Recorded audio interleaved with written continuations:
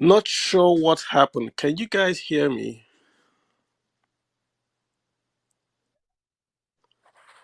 So can you guys hear me now?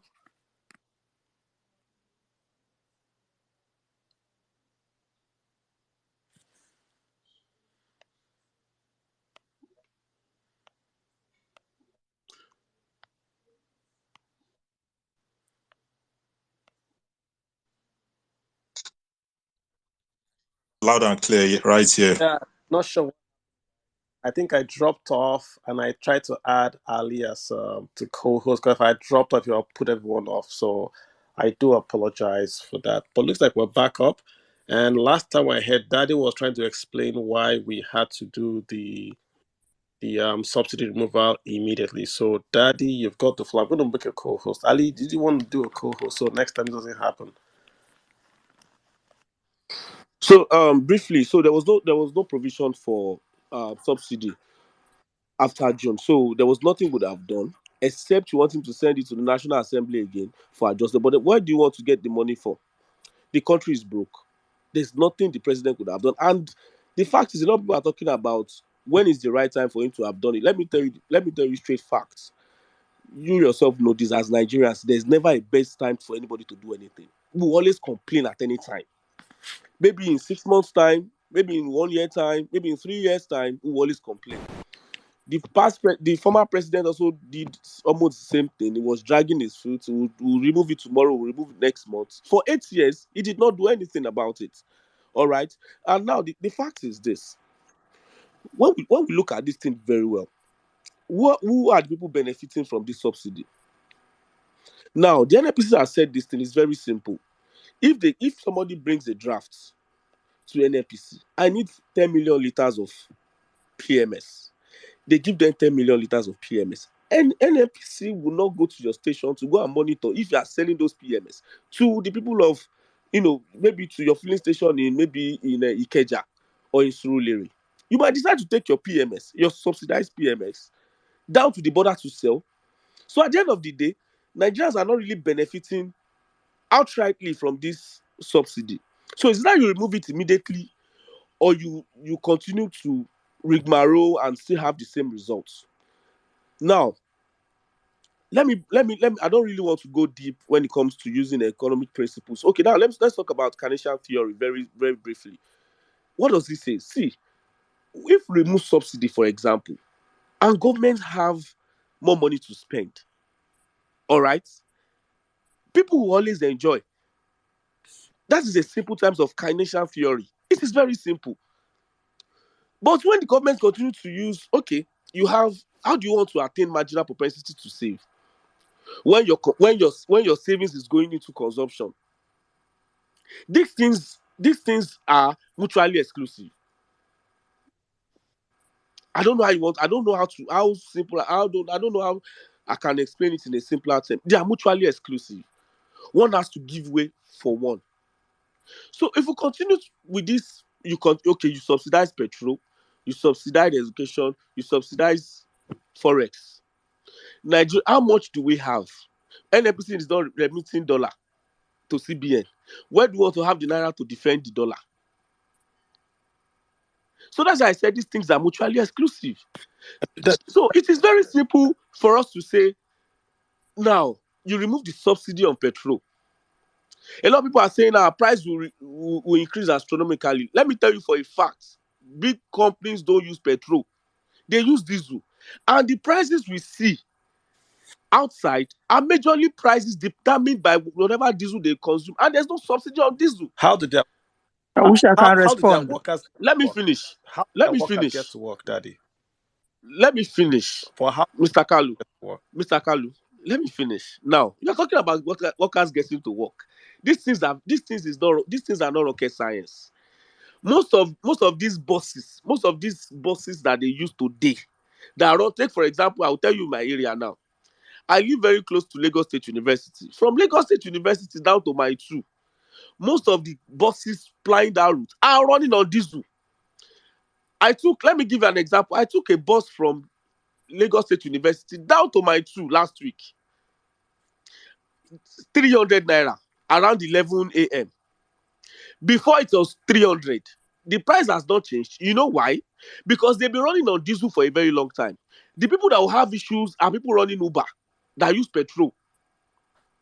I'm not saying everything. See, an average Nigerian is dubious. Let us get the facts. Even if the change does not affect them personally, they'll look for a way to bring in some things. Now, if demand is simple economics, there must be demand before supply.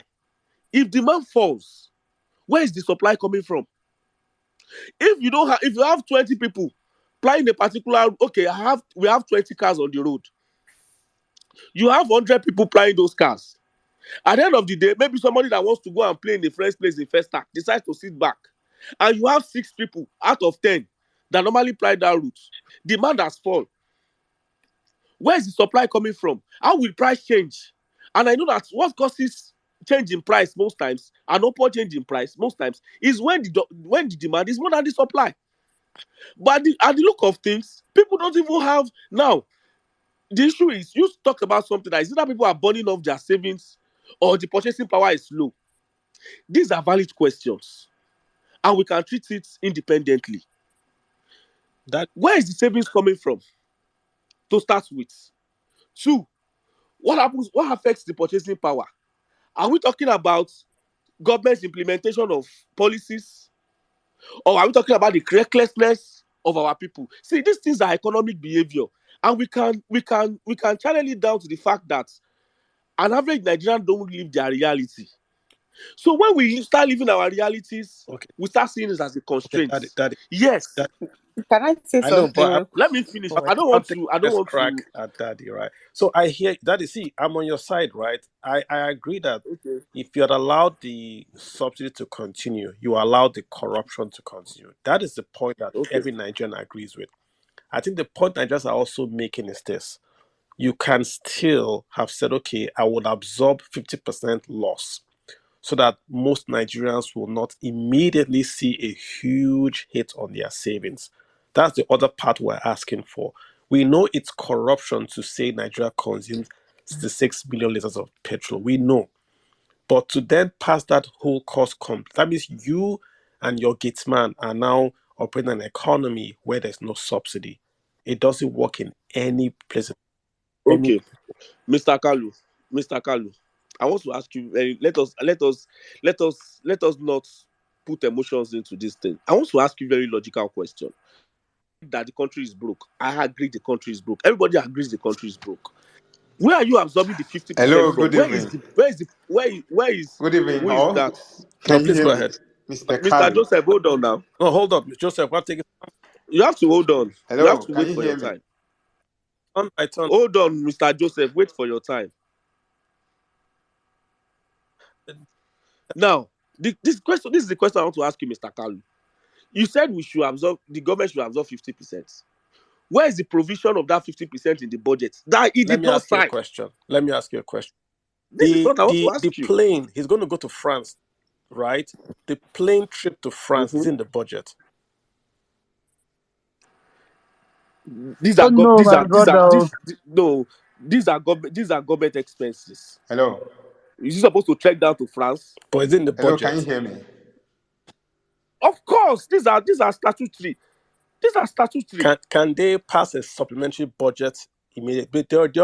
They extended the budget for 8 months or so. You know that, right? It was extended. And And yes, NNPC is not in the budget. So they can tell NNPC by policy. They can tell NNPC to take a loan and pay the subsidy. They can do that without passing the budget, correct? they are already owing Mr. No, Kalu. I'm They are just already owing asking. They can NMPC do 2.1 that. You trillion. asked where the money will But come from. Tell you where the money will. and I'm just telling you, I'm just giving you a counterfact that they're already No, owing but you NMPC asked me a 2.1 trillion. question. You said where will the money come from? I'm telling you that NNPC, And you gave me a solution, and I just told you that they're also owing the same NMPC but 2.1 they can trillion. owe So they more. should take debt. They can owe more. But Mr. Kalu, are you saying they should borrow to fund Yes, consumption? It has Before, not. yes, before. that's what I'm saying. How long should they continue to borrow to fund consumption? Then why don't you just leave the No, subsidy? Since Mr. we'll be Can I borrowing to say fund something okay, consumption. again? Ali, go ahead. Oh God. See, first, no, to even start with, the thing about borrowing that people even keep talking about in this country. Our country is not even up to like some of the countries that borrows like huge amount of money to take care of their economy. The only difference between us and those countries is the fact that they have work. They have people that their heads are working. They have people that are so patriotic about their country and they are competitive in nature. They want their economy to always stay up at standard. They don't want to fall down. They don't want their country to be talked down on. And that's why whenever they go to borrow money, they don't even talk about them because they know they are going to use this money really well. The problem you have in this country is the fact that they will borrow money, they will share the money among themselves, and they'll go back and sit down, try to generate revenue from the country to pay up the debt. That's just what is happening. We are not borrowing any money in this country. That is too much for us to pay. Not a country that is as rich as Me, this. Daddy, you are not. Do you understand? So that's See, even I want aside. I That's see. want even Daddy to aside. agree. Daddy, let me say something. Let me say something. That's even Okay, aside. That's Ali, aside. Okay, that's aside, right? Do you understand? And then if you're talking about, oh, where do we want them to generate money from? Where do we want them to do this? Where do we want them to? This is a country where somebody have stolen 70 trillion naira, and then you are owing. See, 70 trillion naira, 1 trillion naira nobody supposed has like. ever stolen 70 trillion naira in this country. It's not possible. No, Which no, no, no, no. MDA is the person working? Where do they You guys should generate such funds? How much is Why Nigeria do generating in that a is year? the problem? What's our budget? No. Nobody The can problem steal is 70 trillion. Leave that story. because It's their no, talk. this money was stolen actually in dollars, and then it was converted, and we're like, oh, this is the Yes, amount, that's like what this I'm is the telling you. Even statistics. if it was stolen in Do, yen, nobody can steal let me 70 tell okay, you, guys. let trillion. me tell you something. It Okay, is I'm not gonna possible. It is let me say something, mathematically and Daddy. economically with impossible, Ali Basirat. Don't say that. No, okay. don't say that. This Don't is say this that Daddy, is about this money because you hairdressing don't even know the saloon level at gossip. which It's let not me people go give into possible. them this one. money. This is a country where somebody Okay, was. so guys, I want to let's very spirited discussion. I agree. Daddy is saying that the subsidy cannot go on. Everybody agrees subsidy cannot go on. But where I want Daddy to agree with everybody is that you cannot pass 300% increase to Nigerians. That's what I'm saying. You can because Okay, Daddy, there's no need to you cannot. There is no in your Kalu, you that no Kalu. that You know, cannot you know, now. about a year ago when we engaged you on the timeline, you reply. Now you no longer reply. Don't You know reply. why? Because you said you want to monetize. You said you want to monetize your expertise, which I really What the F are you respect. about? Now, this is it. I will not agree with you on on one thing, and it is sacrosanct. It is basic economics. If you tell me that they need to borrow more to fund consumption, then I will tell you that ordinarily it does not even make sense to remove subsidy. If you feel we can always still borrow more for the next 6 months. Now, Nigerians are never ready. And you know this. Guys, It is a right. fundamental behavior of average Remember, Nigerian. my If you say, Oga, chill out, see, chill out. Remember, you are talking to a guy that knows this fact. The subsidy is never going to go away as long as crude oil is $80 or $100 a barrel. It's never going to go away. What we are doing today is transferring the subsidy from the foreign refiners to the local refiner, which is good. But to say that we should continue the subsidy or totally take it away, no economy, no ecosystem, no family works that way. If you have cancer today, you don't go to the hospital and they take it away immediately from your body. No, you are first prepped. They give you drugs to get your body ready before they take it off. We're not arguing if the subsidy should go or not to stay. We are saying the timeline is too fast. It's gone in okay, 1 week. What people have spoken here, you go out, don't you go out? You go out. Our price not. okay, Kalu, You say I'm Kalu, monetizing. this is my Which submission. way? Please, I wish I would speak This is now. my final Joseph, no, submission, Daddy, please. you've taken off. Take. This is my You take final. off. No, just give me 1 minute. Give me 1 minute. This is my final submission because I might probably not have the opportunity to have a back and forth with you again. This is my final submission. Now, I will say it and I will say it again. If you say that 6 months window should be given for people I to move from that point of no subsidy down to where they will prepare their body for when they will have total removal of subsidy, what happens to government it spending? can continue. That is my The government submission. spending can stop. We are spending money on waste. We are buying fire service trucks for 10 billion. We are spending money on presidential air fleets. We are spending money on the internet for airports. We have a spending problem. The government spending can't stop. You transfer the monies to the critical, productive sector of the economy initially. Then, when you get the subsidy and the economy rolling, you take it away slowly. If you have an addiction to cocaine, you don't take it away immediately. You are giving drugs and you are weaned off slowly. If you take it away, the patient dies. That's how it is done. There is no country or no company that will simply go to workers and say, we're going to add a cost of 300% to you. You don't have to be an economist to get this. It's not possible. Michael, you've got the floor, sir. Right, Michael. Michael, you've got the floor. Should I move on? Okay. Michael is ready. Okay, Chike, you've got the floor, sir. Go ahead. Okay. Thank you so much. I really want to talk because my line of thought is in line with what Daddy just Okay. spoke.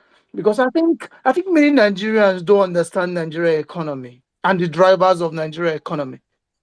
Nigeria's economy is basically 70 to 60% informal.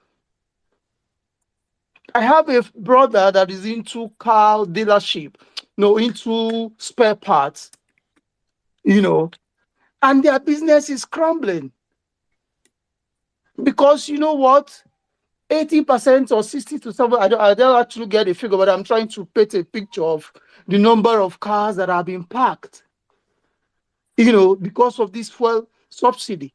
Yes, most industries are running on diesel, but do you know the impact of 60-70% car owners parking their cars on the economy? I'm worried that the subsidy is right to be removed, but the gains of the subsidy may not be able to repair the damage the removal of subsidy will do to Nigeria economy. Because we've already agreed that it's going to impact spending, because people will go to channel some of those money they have to increase in expenses of fuel.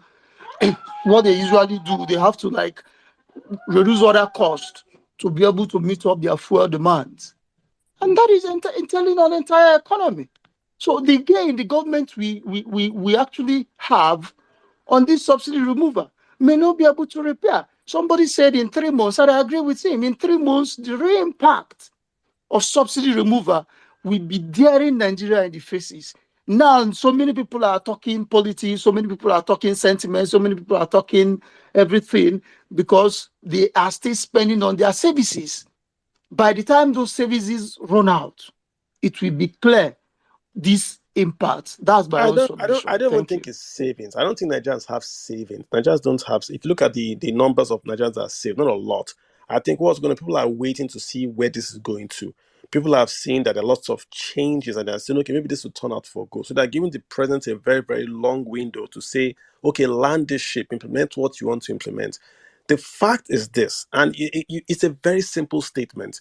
You cannot go to any economy, ecosystem, family, or firm, impose a 300% hike and say they will take it. If Arsenal increases ticket prices by 100%, there'll be a riot. This is just football. You guys always riot here about DSTV increasing. So you can't do that. It's going to cut down on spending. What will happen? People will spend less on other sectors and spend more on just one sector. Food in Nigeria is 68% of the household budget. 68. Now, fuel used to be 6%. Now, fuel is going to go up in price. Where will they cut? Education, maybe. Health, they're still going for health tests. So people are going to get sicker because they're going to go pay for health. So it's not economics, so it's just plain common sense. You can't throw 600% in and hope it works. Sorry, Mr. Mr. Kalu. This now brings my point, my question. As a layman on the streets now, the government have done all these policies now. They've done it. Now, when do we, as a citizen, as a common man on the street, when are we supposed to now start seeing the gain? Then are we sure? Are we sure this gain is? Are we sure this gain is going to come? Okay. Because we have sorry, we have a president who I believe when I was governor of the state, there was no transparency in his government. That's the way I see it. Because to me, when it was when he has been managing the government of Lagos, I don't see level of transparency, because transparency will also give the people the confidence to have belief in the government. So my own point is, okay, let's say all these things have happened. When do we feel that? When do the people start feeling the gain? Even if we have to go through these parts, when do we start seeing the gain? That is the question. That's my own question. I There should be a Hello, timeline for Mr. it. Jibola is a good question, but it's not for me. I can tell you what they want to do, but I don't know what it will happen.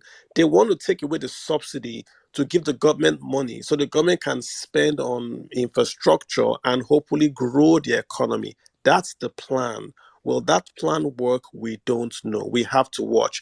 I am just saying, I'm just speaking from experience, right? The way you run an economy is you invest in the inputs. You want to invest in the inputs.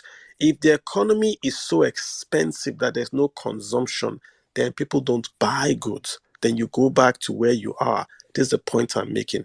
Let's get Theophilus. I'm just Theophilus. Mr. But Kalu, Mr. oh, Carlo, please, Hello, can I come in? Mr. hello. Kalu, This sorry, I just Ali, wanted Ali, to. okay, Ali, go ahead. Yes, please. Theophilus. I just wanted to just reply, Daddy, on one note before we just move ahead. Actually, first thing first, there are facts that the government there was 29 accounts of over 70 trillion naira stolen by the government. The case is still in court. This happened in 2021. It has not even been addressed till this very moment. So when you see Nigeria venting and angry, it is not because, oh, they feel that, okay, maybe this government might work, it might not work. They do not want to put anything under probability this time around. Do you understand? And that is why if they make any decision, we are so, when you step on the snake and then the snake is so quick to respond in defense. That's exactly what is happening right now. People are venting, people are angry. It's not because we don't think that maybe Tinubu will come and do something. It's because we don't want anybody to make any mistake anymore. Do you understand? And then starting from this very one now, we just did 2 weeks or 3 weeks in the government and everybody's already crying. Do you understand? It's actually the reason why you see people venting. Nigeria is not a poor country. Nigeria is not a country that cannot take care of itself. No. Nigeria is a country where we have bad leaders that have taken it upon themselves to steal and eat as much money as they like and then allow the poor to suffer and die. So if they come up with their policies that I are will not correct you. favoring the I poor, will that correct has you always been again. suffering, And I start, do you understand? and I'll give you, and I will tell you for a fact, there's no 71 trillion naira missing anywhere. There's And nothing. there's It's an even industry. over 71. It's See, over I'm just 71. see, it is It's just over common 7. It's not sense. like See, what is the annual budget of Nigeria? Which don't say MDA what is the were annual this money budget of stolen Nigeria. Say from? what is Nigeria worth? What is What the is the annual worth budget of of Nigeria? Nigeria? Can you What is quantify the Nigeria worth of the worth? country? Do you The only understand? thing So you can use, what can you can't say the EFCC. You what can't is say the the GDP of EFCC. the country? You can't say What the is the likes of GDP of you can't daddy please wait. You can't say the likes of Mohammed T that led the team and discovered this money are actually liars because they are in the 71 EFCC. trillion? You are Where? not there. This is, I told you, this is either a beer parlor discussion It is or not. It is dressing no. saloon There's gossip. not. It is not, there's no You 71 can go trillion browse it to anywhere. get your facts. You can go I don't browse need it to to get your browse it. facts right. Kalu is You can on the go browse space. it He to get can your tell facts you. right. It You is don't just simple. come and stick things out of proportion. No, You you're just cannot steal saying it. 71 You trillion. don't It's know not because you possible. don't know. Because I know these things. You I'm telling you don't. for a Obviously, fact. you actually don't. You don't. Okay, no problem. I agree with you. 71 trillion stolen. Oh, well and good. It's actually more than that. Okay, give us the actual figure. Okay, so I've allowed you guys to vent. Well, I mean, so Hello.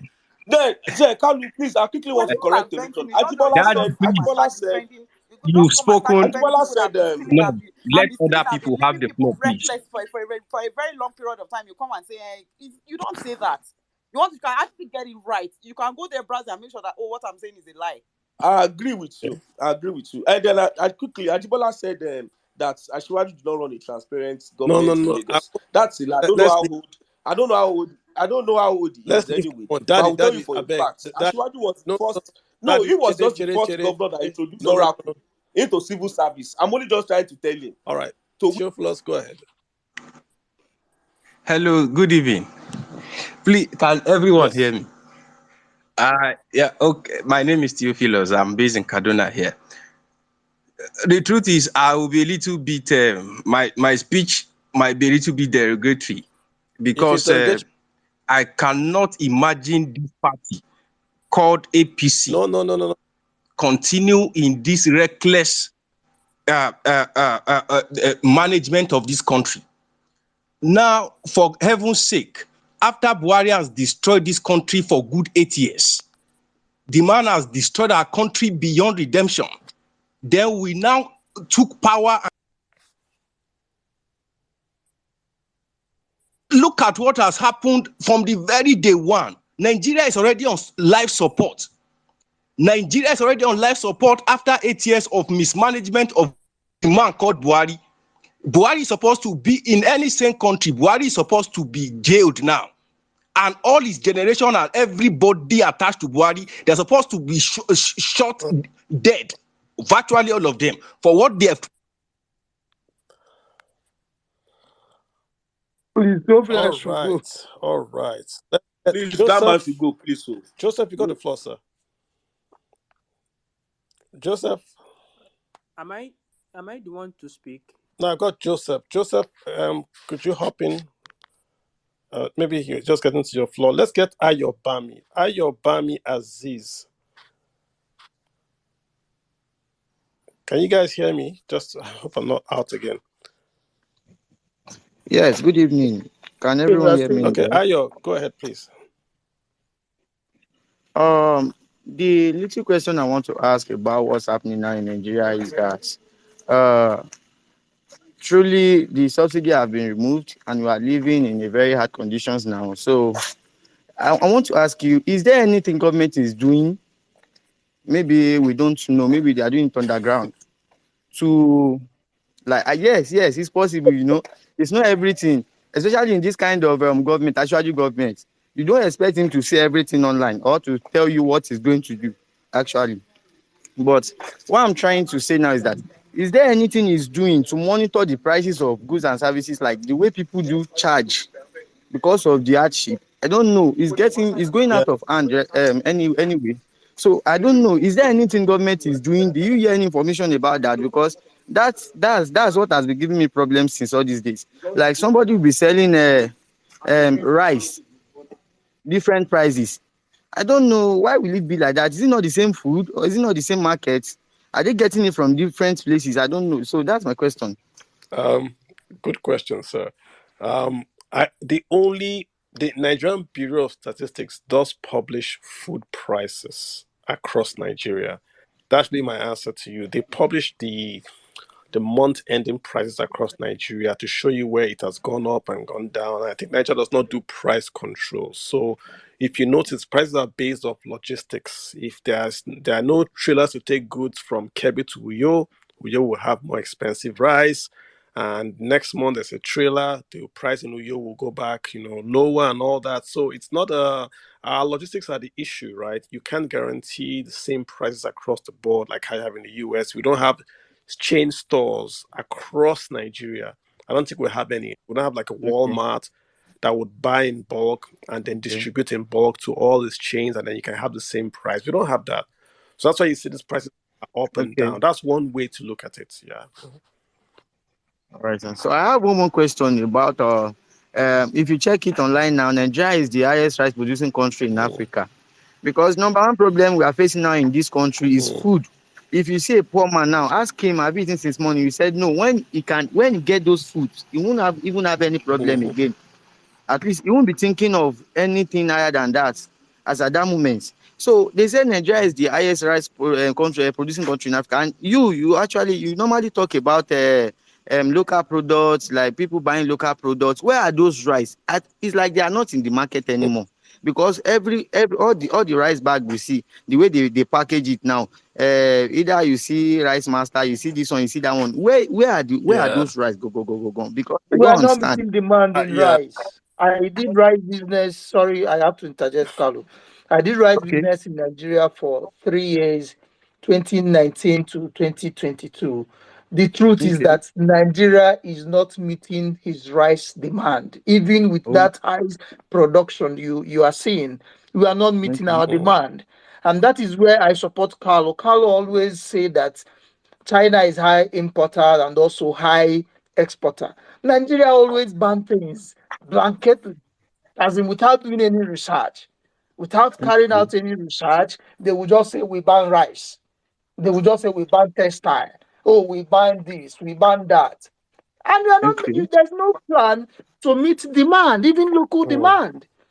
There is no Okay. investment to meet local demand on all these things you are banning. And you are just blanketly I banning think that, them, yeah. believing that Okay. Okay, they true. are. They're investing in the rice paddy. It's just that it's not enough. Lagos has this. That's what I'm Yeah, saying, Carlo. That's yeah. what I'm Lagos has it. saying. That's what I'm saying.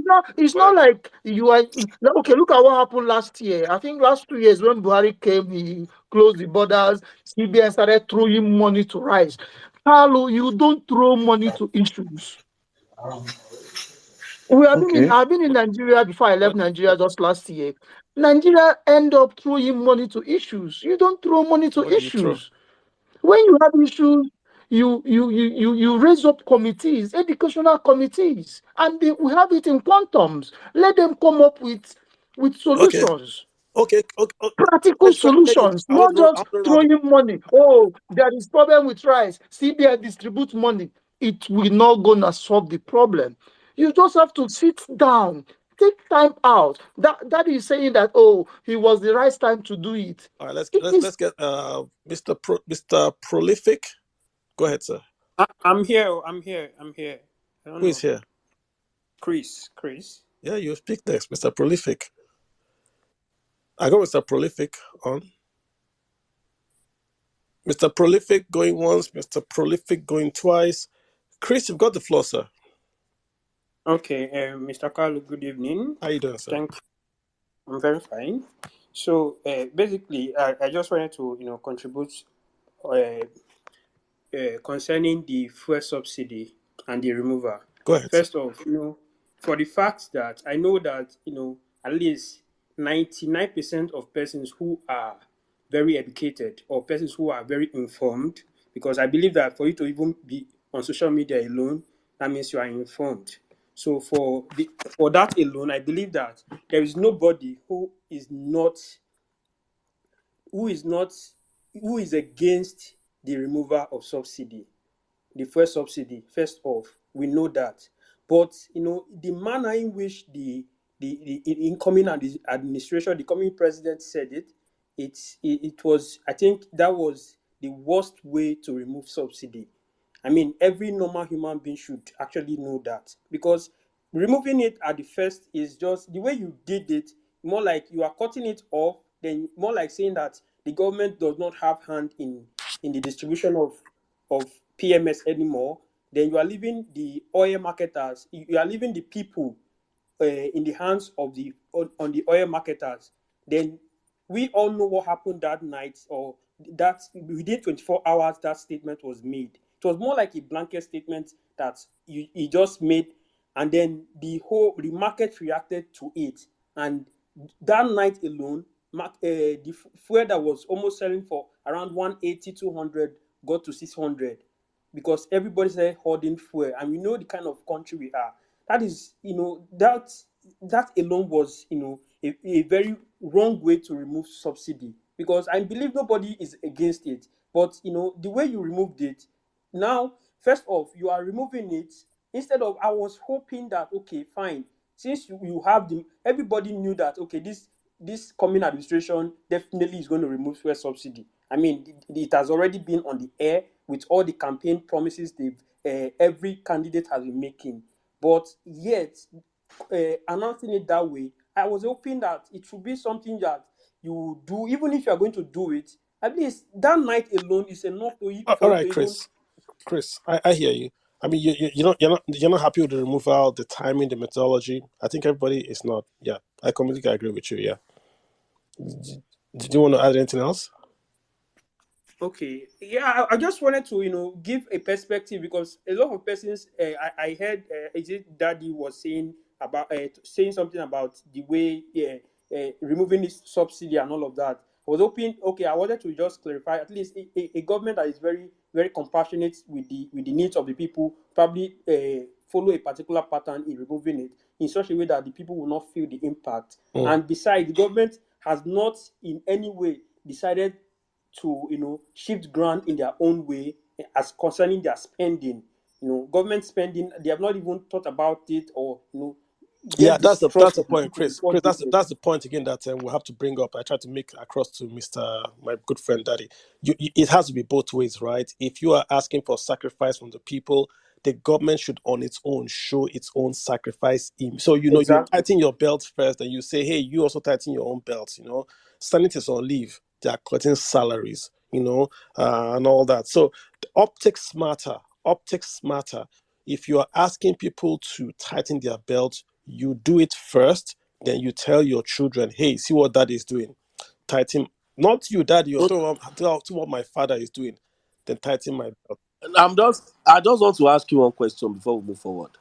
Now, if you're talking about cutting government spending, now for the budgets, we have our capital expenditure, we have our current expenditure, we have our statutory transfer.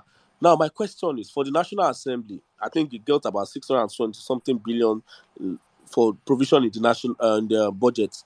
I want to ask you, is it because people need to understand these things? How do you want the National Assembly to cut their spending? That is number one. It's very That is number easy. one. Two, It's very, let me finish. I want to ask you just three questions. I'm not going to interject. That is number one. How do you want them to cut their spending? Take, for example, somebody that spent over 100 million to get to the house. How do you expect that person to sponsor a bill where they will cut their spending? That is one. Two, for the executive now, you are proposing that maybe Ashwadi should be using airpiece to travel. They should not use Air Force One and all this jet again because of yeah. spending. Now, how do you expect him to meet his obligation? That is two. What? Three, the spending of the executive and the legislature, their total spending in a year in a budget cycle, is it up to half of what to spend on subsidy? Those are my three How do questions. you cut the spend of the National Assembly? The president will take his budget, the budget that he has already cut, let him cut their budget on his own budget. Then he will go and campaign in the states and local governments of those senators that do not agree to cut their spending or to support his bill, and tell his supporters to vote against them if they do not commit publicly to pass. That's how it's done.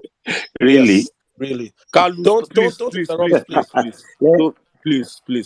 That's how you do it. You have to go and campaign in this constituents of the legislators that have refused to support your budget. You go and do it there. You pass your budget, you do it. Your template is Obamacare. What did Obama do that people didn't want to campaign, that didn't want to support Obamacare?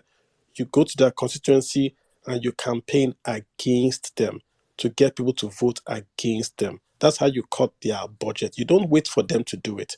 You make the people make them to cut it. Number two, how will the president keep up with his commitment? It's very easy. You've already get the answer. Hire Air Peace jets and fly around. You don't maintain Air Peace. You just pay Air Peace and you fly around. It is not my words. The past president said he's going to sell the Persian Air Fleet. This new one has not said if he's going to sell them, but you sell them down or you convert them to Uber. You hire them out so that the Uber will also pay the whatever. You paint them out. It's no longer Air Force One or whatever. Just make them commercial. You lease them out. You monetize them. That's the second thing that you do. Your third question was what? We'll move on. Should No, I don't. remind you Yeah, again? My third yeah. question. Okay, my third question was simple. I said the total sum between the National Assembly and the Yeah, executive, their yeah. spending, is it up to half of what the Nigerian government is using to service petrol It's subsidy? not. It's That is not. my But National question. Assembly spent five. So what is the The National percentage Assembly of spent. the summation National of Assembly both? spent 5 billion to build a library. They are spending 1%, which is about 50 billion, to do student loans. So something tells me that they can take that library and fund students loan. And I can give you lots of expenditures. For instance, feeding, honorarium, magazines in the federal state house budget that they can weave away and pay for 1 month of fuel subsidy for Nigerians. That's how you do it. We're asking if subsidy should go away, but we're saying on a graduated scale. If you pause, if you pause the capital budget and you pause the budget for the state and national assembly for 3 months and you convert that budget to give every Nigerian a subsidy, you say we're going to remove subsidy in 3 months. We're going to do it in 3 months. We're going to buy gas powered buses. We're going to fix the roads. We're going to do minimum wage. That is a stopgap from where you are to where you want to get to. You don't do it instantly. Nobody's asking the Senate not Kalu, to spend money. They you'll must be plan it. impeached. You'll be impeached before 12 noon. I'm telling you If for the a fact. president, if You'll the be impeached before president 12 can noon. be You'll impeached, be impeached. if I'm the telling you. president can be impeached for asking his own party to cut spending in a progressive party, that tells you all you need to know about that party. Let's move on to Abdul. Is the National Abdul, you've Assembly got the only floor. APC? Abdul, go ahead. Abdul. Hi, Carlo. Thanks for the space. Um, really interesting conversation here, but it seems to me that majority of us are coming from a very different perspective. So it seems like people like Daddy are, living in this very affluent places where they don't really have touch with the general Nigerians. I don't know, maybe it's in a villa or something close to the presidency, because he seems not to really understand why we're trying to speak in defense of the people that can't really afford much in Nigeria. And to put things into perspective, we're generally coming from the backdrop of the World Bank data. If we remember, not long ago, the World Bank came out and said that um, at least 50% of Nigerians are living below the poverty line. And so when you look at the data like that, it starts to really speak into a lot of things, and when you look at the data like that, and also increasing price of fuel by like 300%, then that's just recipe for disaster, whichever way you look at it. And recently, OBJ had an interview where he confirmed that he spoke with the founders of Boko Haram, and they told him that the main reason why the whole insurgency started was mainly related to poverty. So when we come on space and we're trying to defend the less privileged Nigerians, we're not necessarily speaking about ourselves, but because we live together with these people, right? So you can't say, oh, because you are doing well on your own, then it doesn't really matter what else is going on. No, it matters, because when those people are pushed to the wall, then nobody is safe anymore. We all remember what happened with the Kaduna train. So a lot of people thought that the train was going to save them from the banditry happening on the road. What happened then next? The bandits moved to the rail tracks. So that's why when we're talking about government making hasty decisions like this that could, really affect the poor people. That's the angle we're coming from. Because then again, there are repercussions, there are ripple effects. When people are pushed to the wall, they're definitely going to react, because survival is a human instinct. You don't need to learn how to survive. And also another thing I wanted to speak on was someone mentioned about not seeing uh, uh, a drastic impact in the prices. So the truth is, many people are adjusting their scale of preferences. So, for example, we are hearing stories about people parking their cars. So, at what point do they feel like they don't need to park their cars anymore? We are aware of certain state governors that came out and said that their civil servants should now be working on alternate days, like 3 times a week. So at what point is that no longer going to be enough? So basically, these decisions have elastic limits.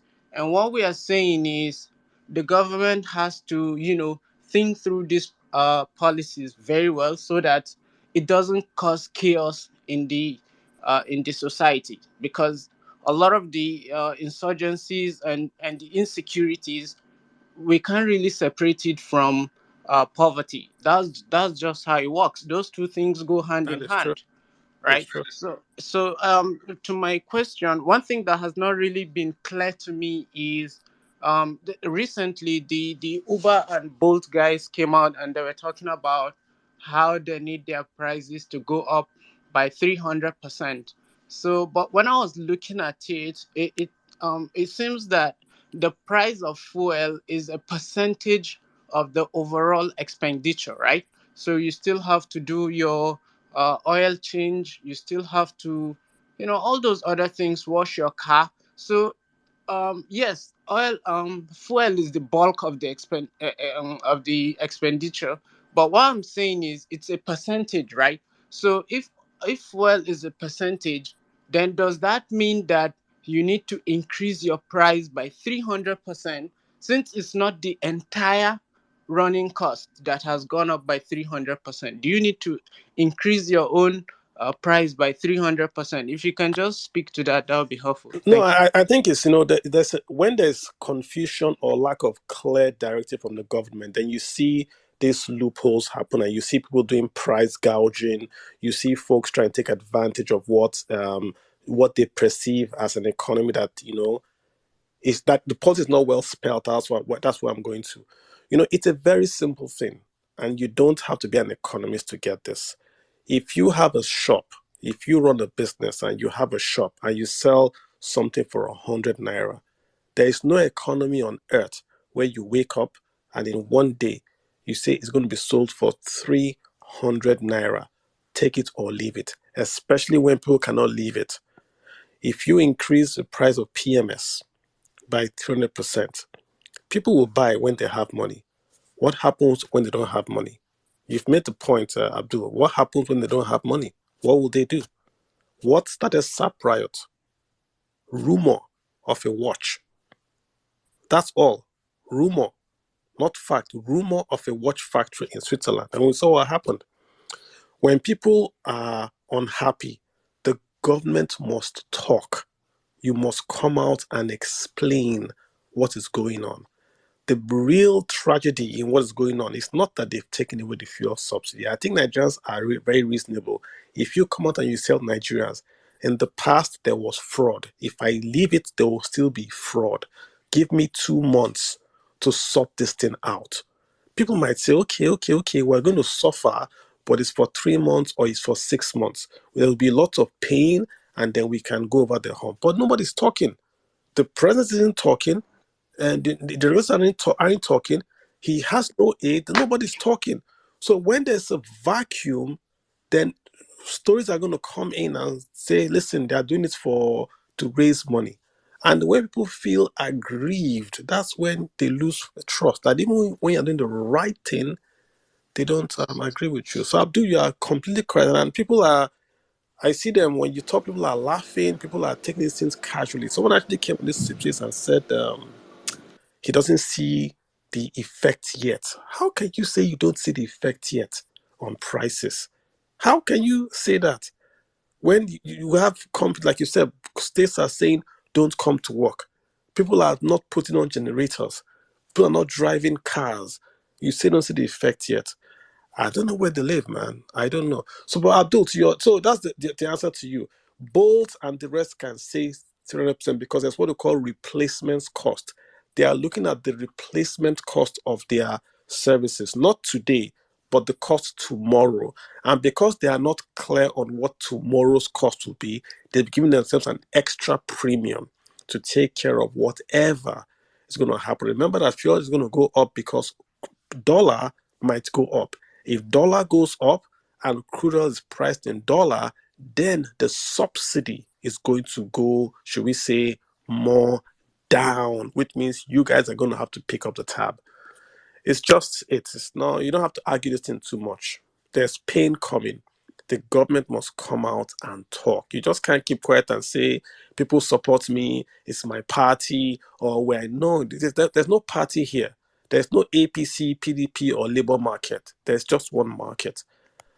Joseph, how are you doing, sir? Joseph, you've got the floor again. Joseph, you've got the floor again. Okay, okay. Hi. Please go ahead, sir. Okay, okay. Yeah, yeah. Good evening. Good evening, all. Um, hope you can I hear me, can hear sir. you. Please go ahead. Okay.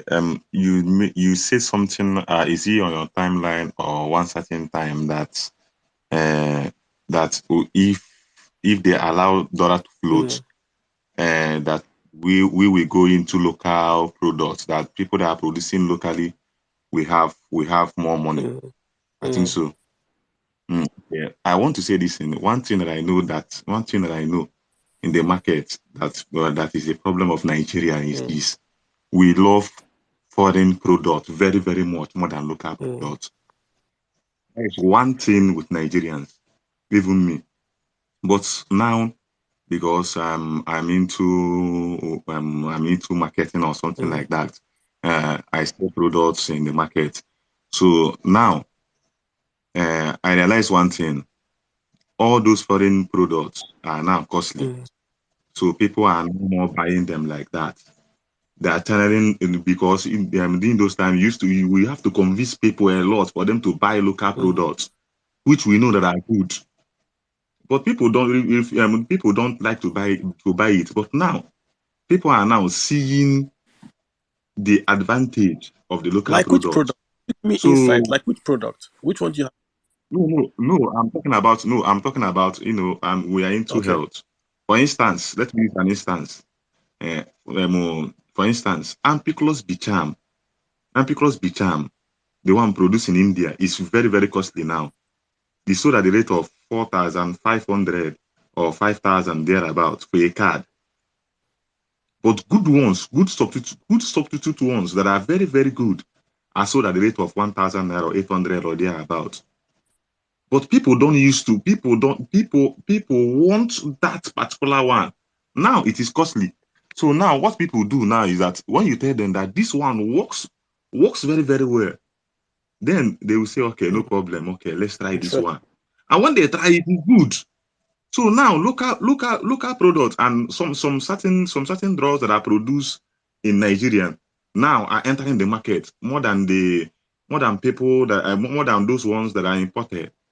So I'm just saying because now we notice that the cost of local products, all those foreign products are becoming costlier day by Mm, day.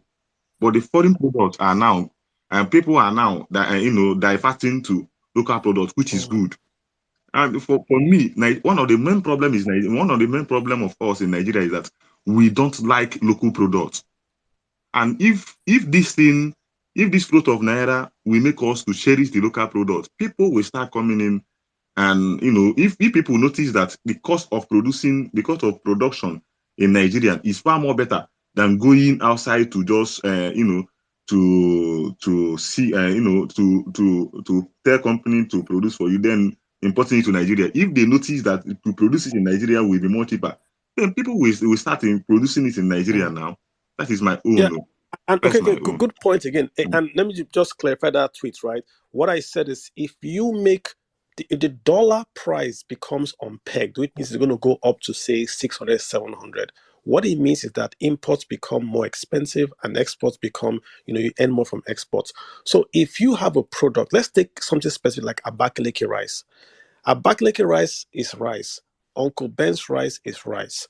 Uncle Ben's rice is imported wholesale. You bring it in, you pay dollars.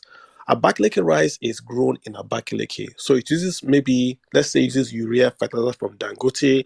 You might have some imported pesticides or imported storage or tractors, right? But at least the cost of that rice with imports might be, say, 20%. So goods like Abakaliki rice now are going to be hot cake.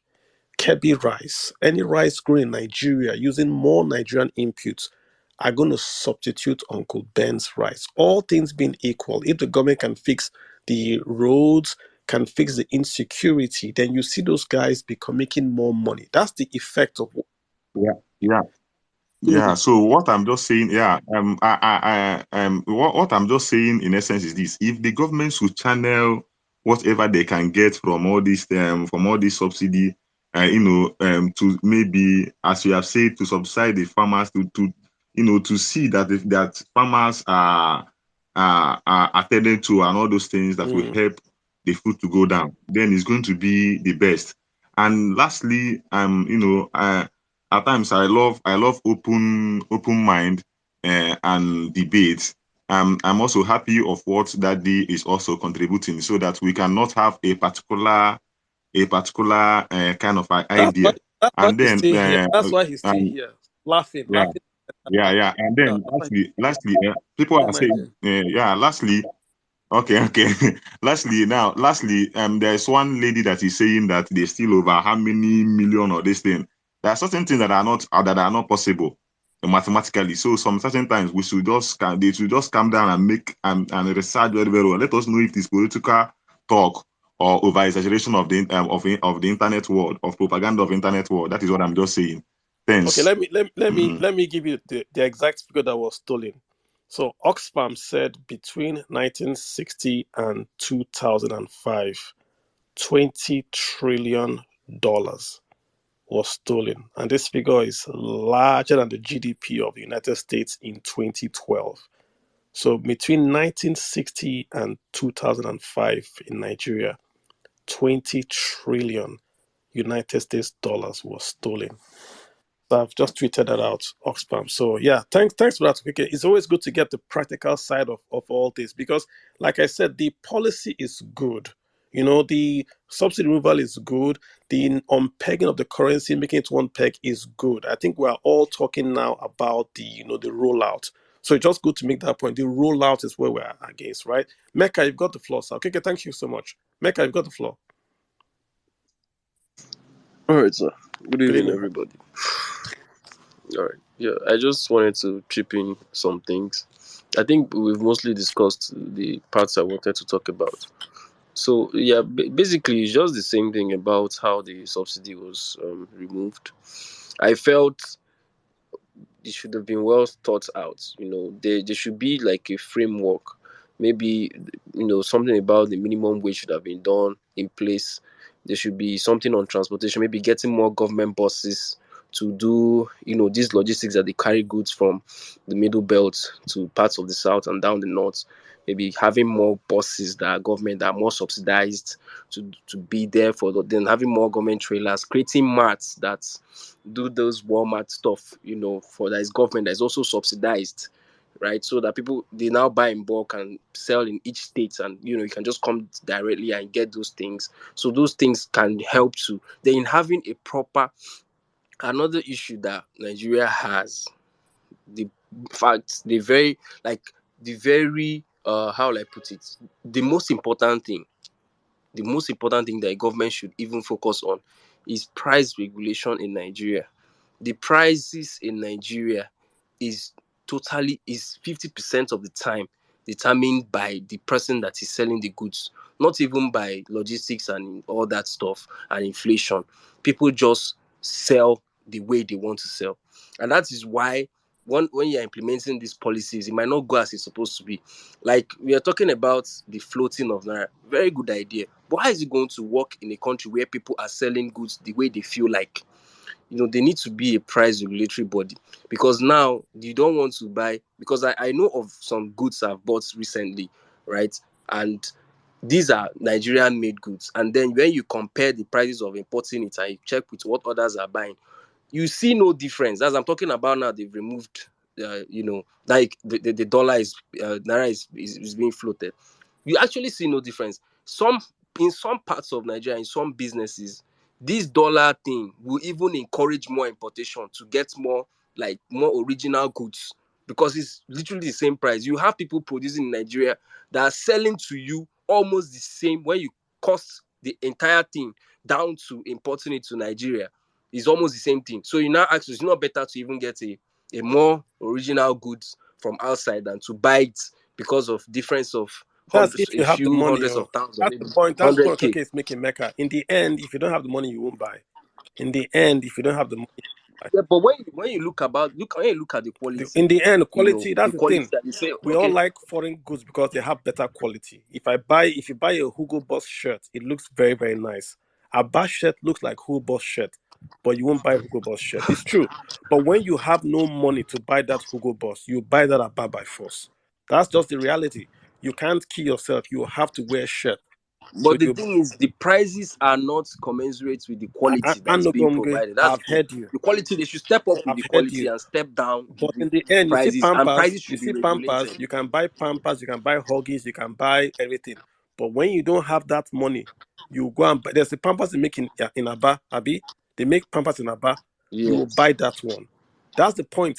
In the end, you must buy Pampers for your child. In the end, you can't avoid it. Yeah. So There should be a regulatory mechanism They for fit this tie price wrapper now. Rapper regulation. day, you can buy towel and cut it, but your child must wear something. That's the point we're making. So when you make, see, let me tell you what. Let me give you a start that my, you see, currency. This currency, Nigerians say currency is expensive. Currency should be weak. When you say you want a strong currency, you are saying you want 1 naira to really be like 200 naira, 300 naira. If you make your currency strong, you are helping America. You are helping America because Americans will send you things to Nigeria to buy because it will be cheaper. When Nigeria in the 1970s, Nigeria had a lot of money. Our ports were clogged up. Cement and Amada were importing everything to Nigeria. We didn't produce anything in Nigeria because our currency was so strong we could import. When you make your currency weaker, you can export to America because now your exports are more competitive than American made products, which is why if America sees a country devaluing its currency because it wants to export, America will sanction you. Hear me what I've said. America will sanction you, your economy, if you devalue your currency because you want to export cheaper to America. So they know that the cheap currency is an advantage. They sanction you. They sanctioned Vietnam. They sanctioned China. They want to sanction India. That's what they do. But we have this sense that if the currency is weak, the economy is weak. What is the South Korean exchange rate? Someone should Google it. Is South Korean economy strong or weak? Because they export. So somebody will say, but Nigeria does not export. That's not true. Nigeria exports more than we import. Look up the figures. Even if the figures are wrong, what do we export? What's the biggest export in Nigeria? Crude oil. What is the second biggest export in Nigeria? Nigerians. We're doing Japa, we're doing remittances. Nigeria is the largest remittance receiver in the whole of Africa. 25 billion minimum. We get more from remittances steady than even crude oil. So if you make the naira weak, you are attracting foreign portfolio investments and also remittances in. The problem is that what are we doing with that money that's coming in?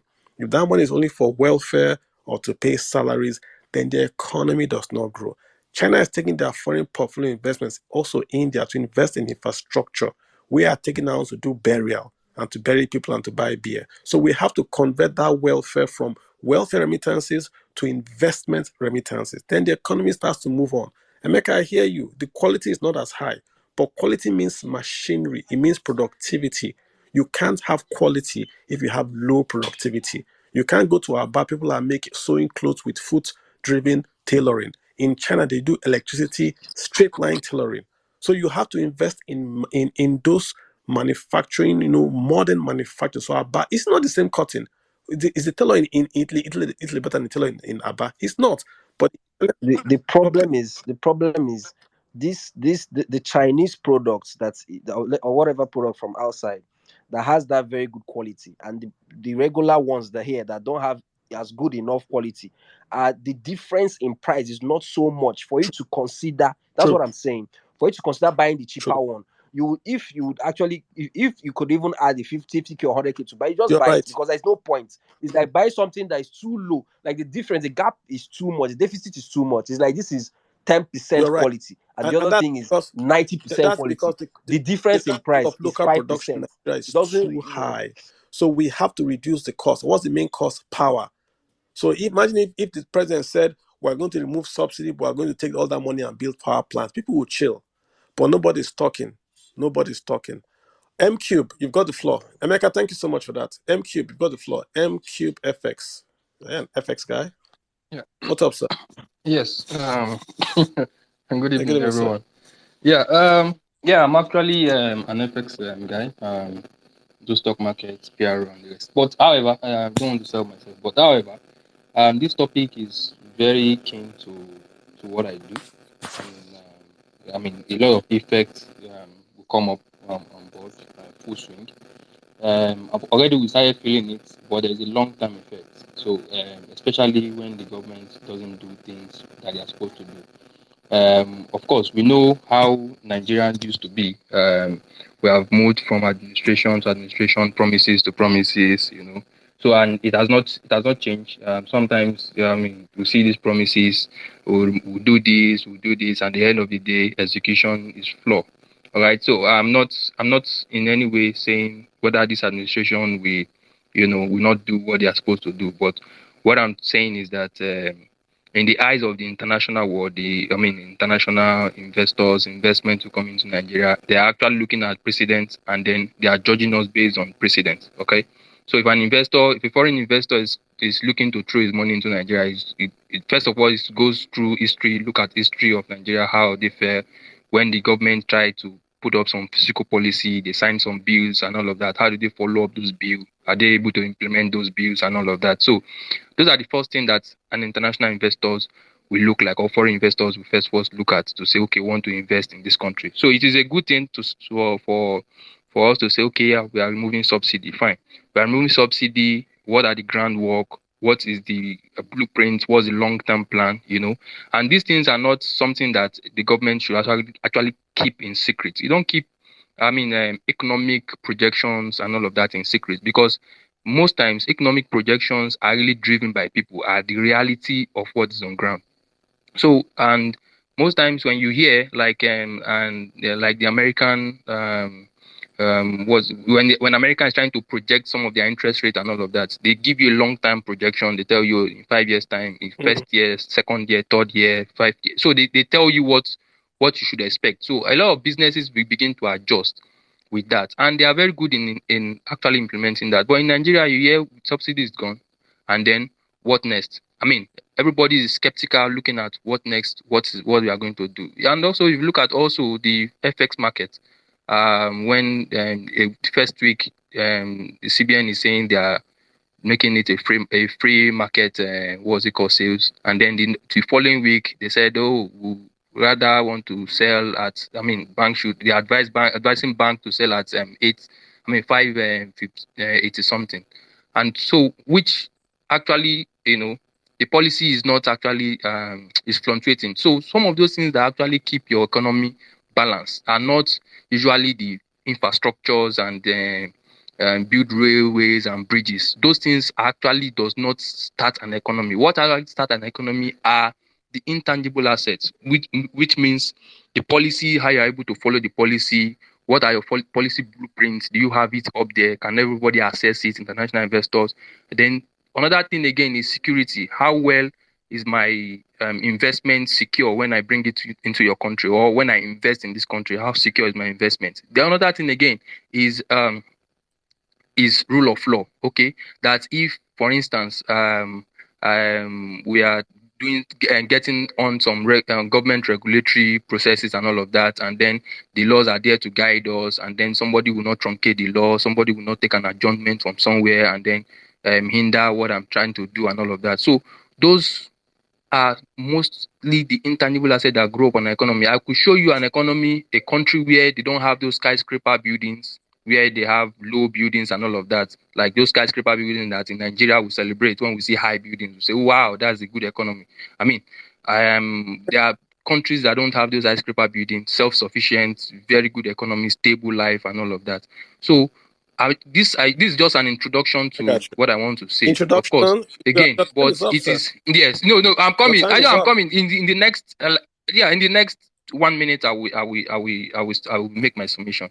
So this just to grace what I want to say.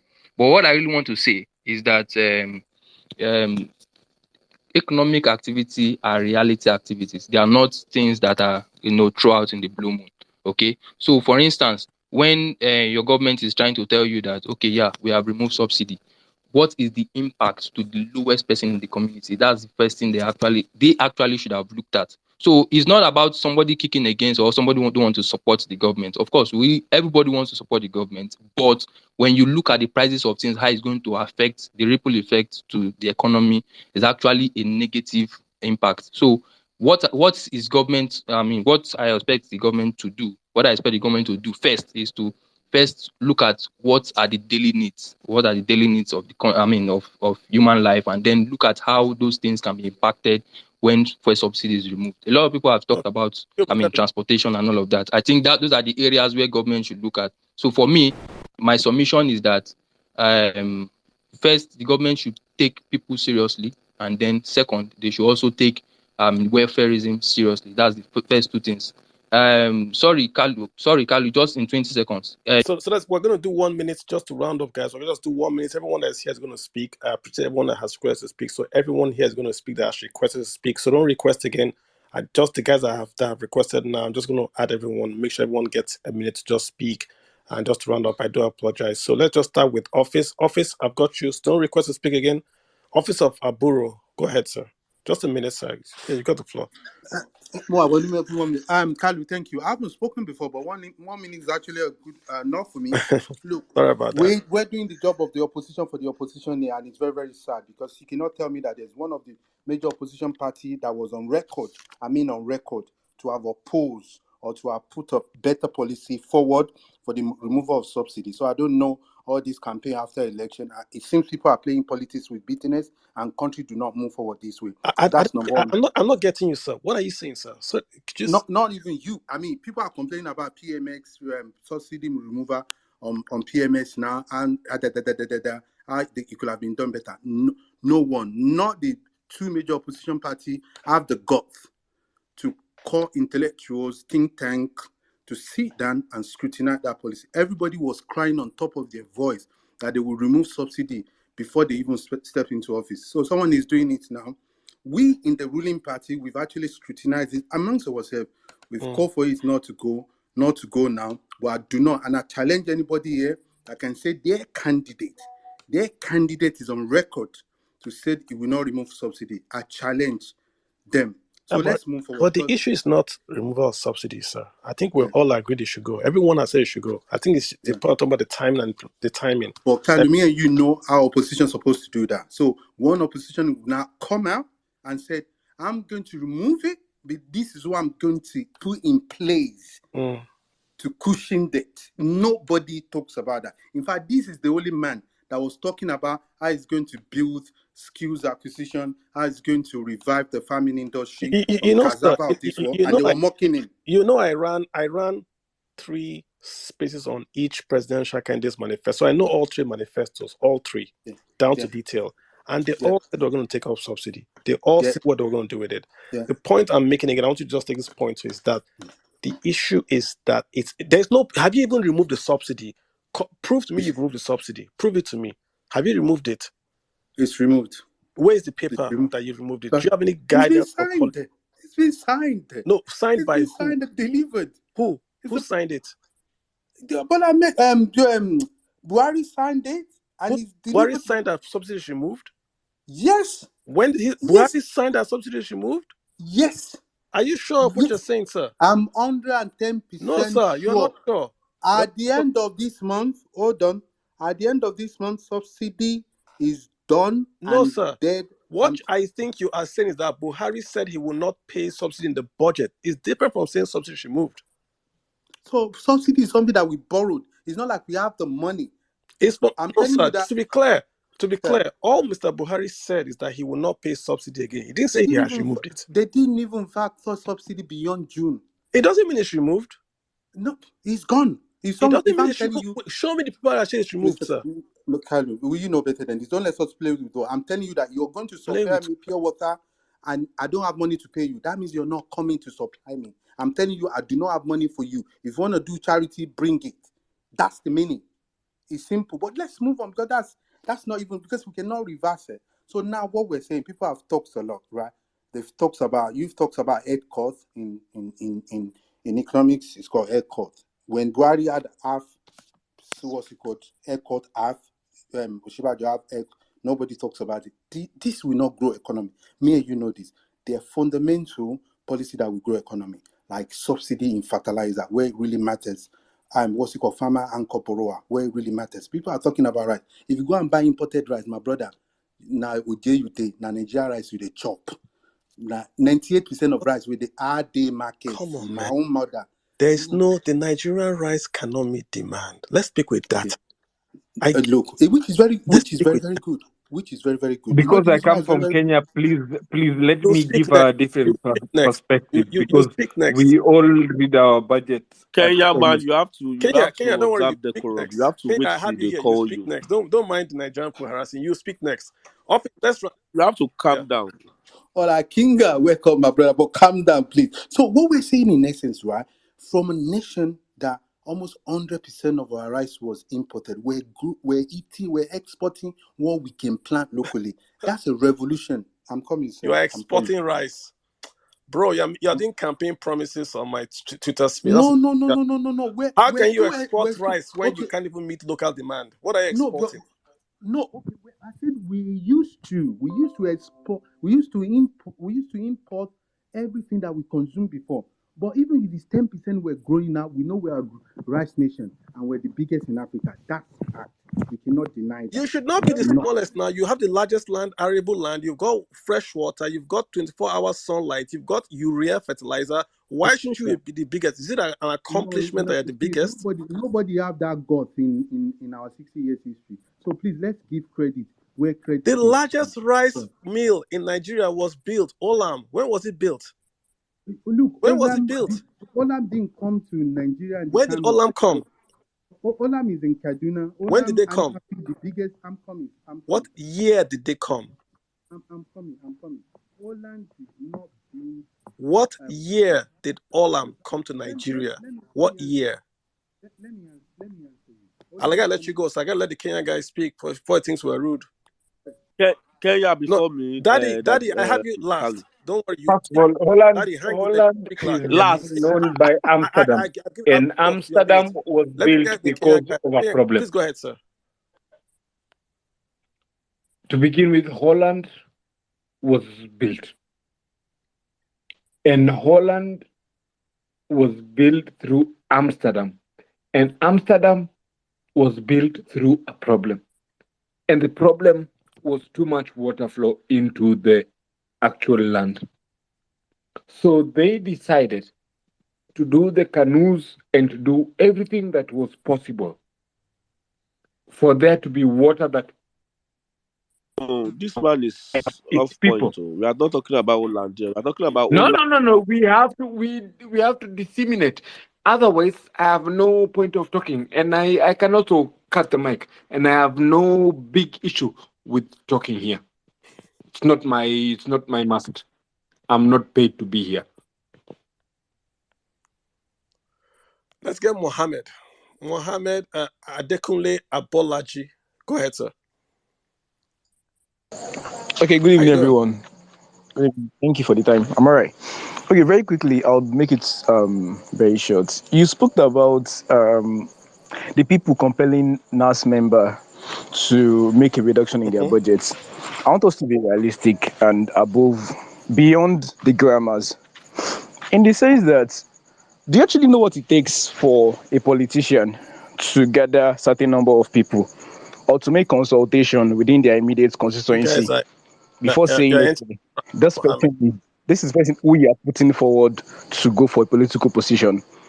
They are religious members, they are Mohammed, artisans, let's not they are waste. Let me ask business you a question. community. No, no, no, no, no, no. No, no, Wait. no. What I'm trying I'm to gonna ask you a question, right? clarify here is the Telling me is fact that that, why I tell you is that come if on now, let me President just say what I let me have to ask you say the now. question. If President Bola Ahmed Tinubu, the two largest blocks of speakers in Nigeria are from Kano and Lagos. So he already has Lagos. You are telling me between Kano, between Kaduna, between Rivers, he cannot get the votes to pass through a budget that will reduce. You can't pass a budget when it's not the executive that even it's not the executive that even give the people What are who you talking about? who I elected said, I said to a write rep a budget. consistency. No, The no. largest You values can't I just think say these things for grammar. You need to be on the street to understand these things. If it was easy, a politician can just do but wrong no, and the no, you are executive saying can just Tinubu recall the cannot get person. a But these budget. things are not as easy I as hear, being presented. but I Let's be want to ask you factual and leave the a question, grammars. Mohammed. You are telling that Tinubu cannot get a budget passed by Lagos, Baba, let's be realistic. Let's be realistic. Let's the face the same real Kano that issue. voted If it will was not that pass that budget. easy, you probably should be in elected position by now, Mr. You see, Kalu. These things are not easy as if it was speculated easy, or I'll be as president. being I'm not positioned on the president. media space No, right there. If the people who gave that person the mandate to like, okay, this is you we are choosing for the party to represent us in our constituency. If the people, I mean the major stakeholders, do not have a hand in it, we only keep shouting but who are from these today states? to So you are tomorrow. telling, There's so nothing what that you're has to do saying is with reduction of the that Tinubu budget. Do you know how any much it even cost them to even fund an okay, election? so Tinubu No, cannot I'm not do talking. anything. I'm not justifying their pay or their allowance. Do you know Yeah, how much it's funding to get an Buster, election? Who wants to go into a business without getting the guys. returns back? So let's just kill this discussion. So people are saying that Tinubu, the president CNC of Nigeria, cannot get a bill passed. This is the same guys that just elected the speaker and the house speaker. His party, the president's party, cannot get a bill sponsored by the president. That's what people are telling me. But if he's to pass something else, he can pass it. But the president's own party cannot pass a bill sponsored by the president. This guy that won the election cannot get a bill passed from his own party. That's what people are not telling me now. But if we bring a bill to increase taxes, he can pass it. But a bill to reduce spending, he cannot pass it. Dakpo, go ahead. Dakpo, Thank you. Thank you very much. I've been yeah, dying to I don't speak. like that one. No. I've been dying to speak. Go ahead. I am honestly this past year I've been quite surprised with the kind of takes that I've been hearing on Twitter because people seem to be extremely removed from the reality of the average Nigerian. So we have Mr. Daddy and this last week I just spoke. Understand the cost of becoming a governor, the cost of becoming a senator, but seem to be removed from the reality of the average Nigerian, the cost of living, right? So you have sympathy for people who steal money, for people who struggle very hard to become senators, and you're saying, don't let's take any money from them. But you Mm, don't understand how difficult it is for your probably second most important commodity after food to go up 300%. You guys don't understand that. But you understand how it's going to affect the lives of senators.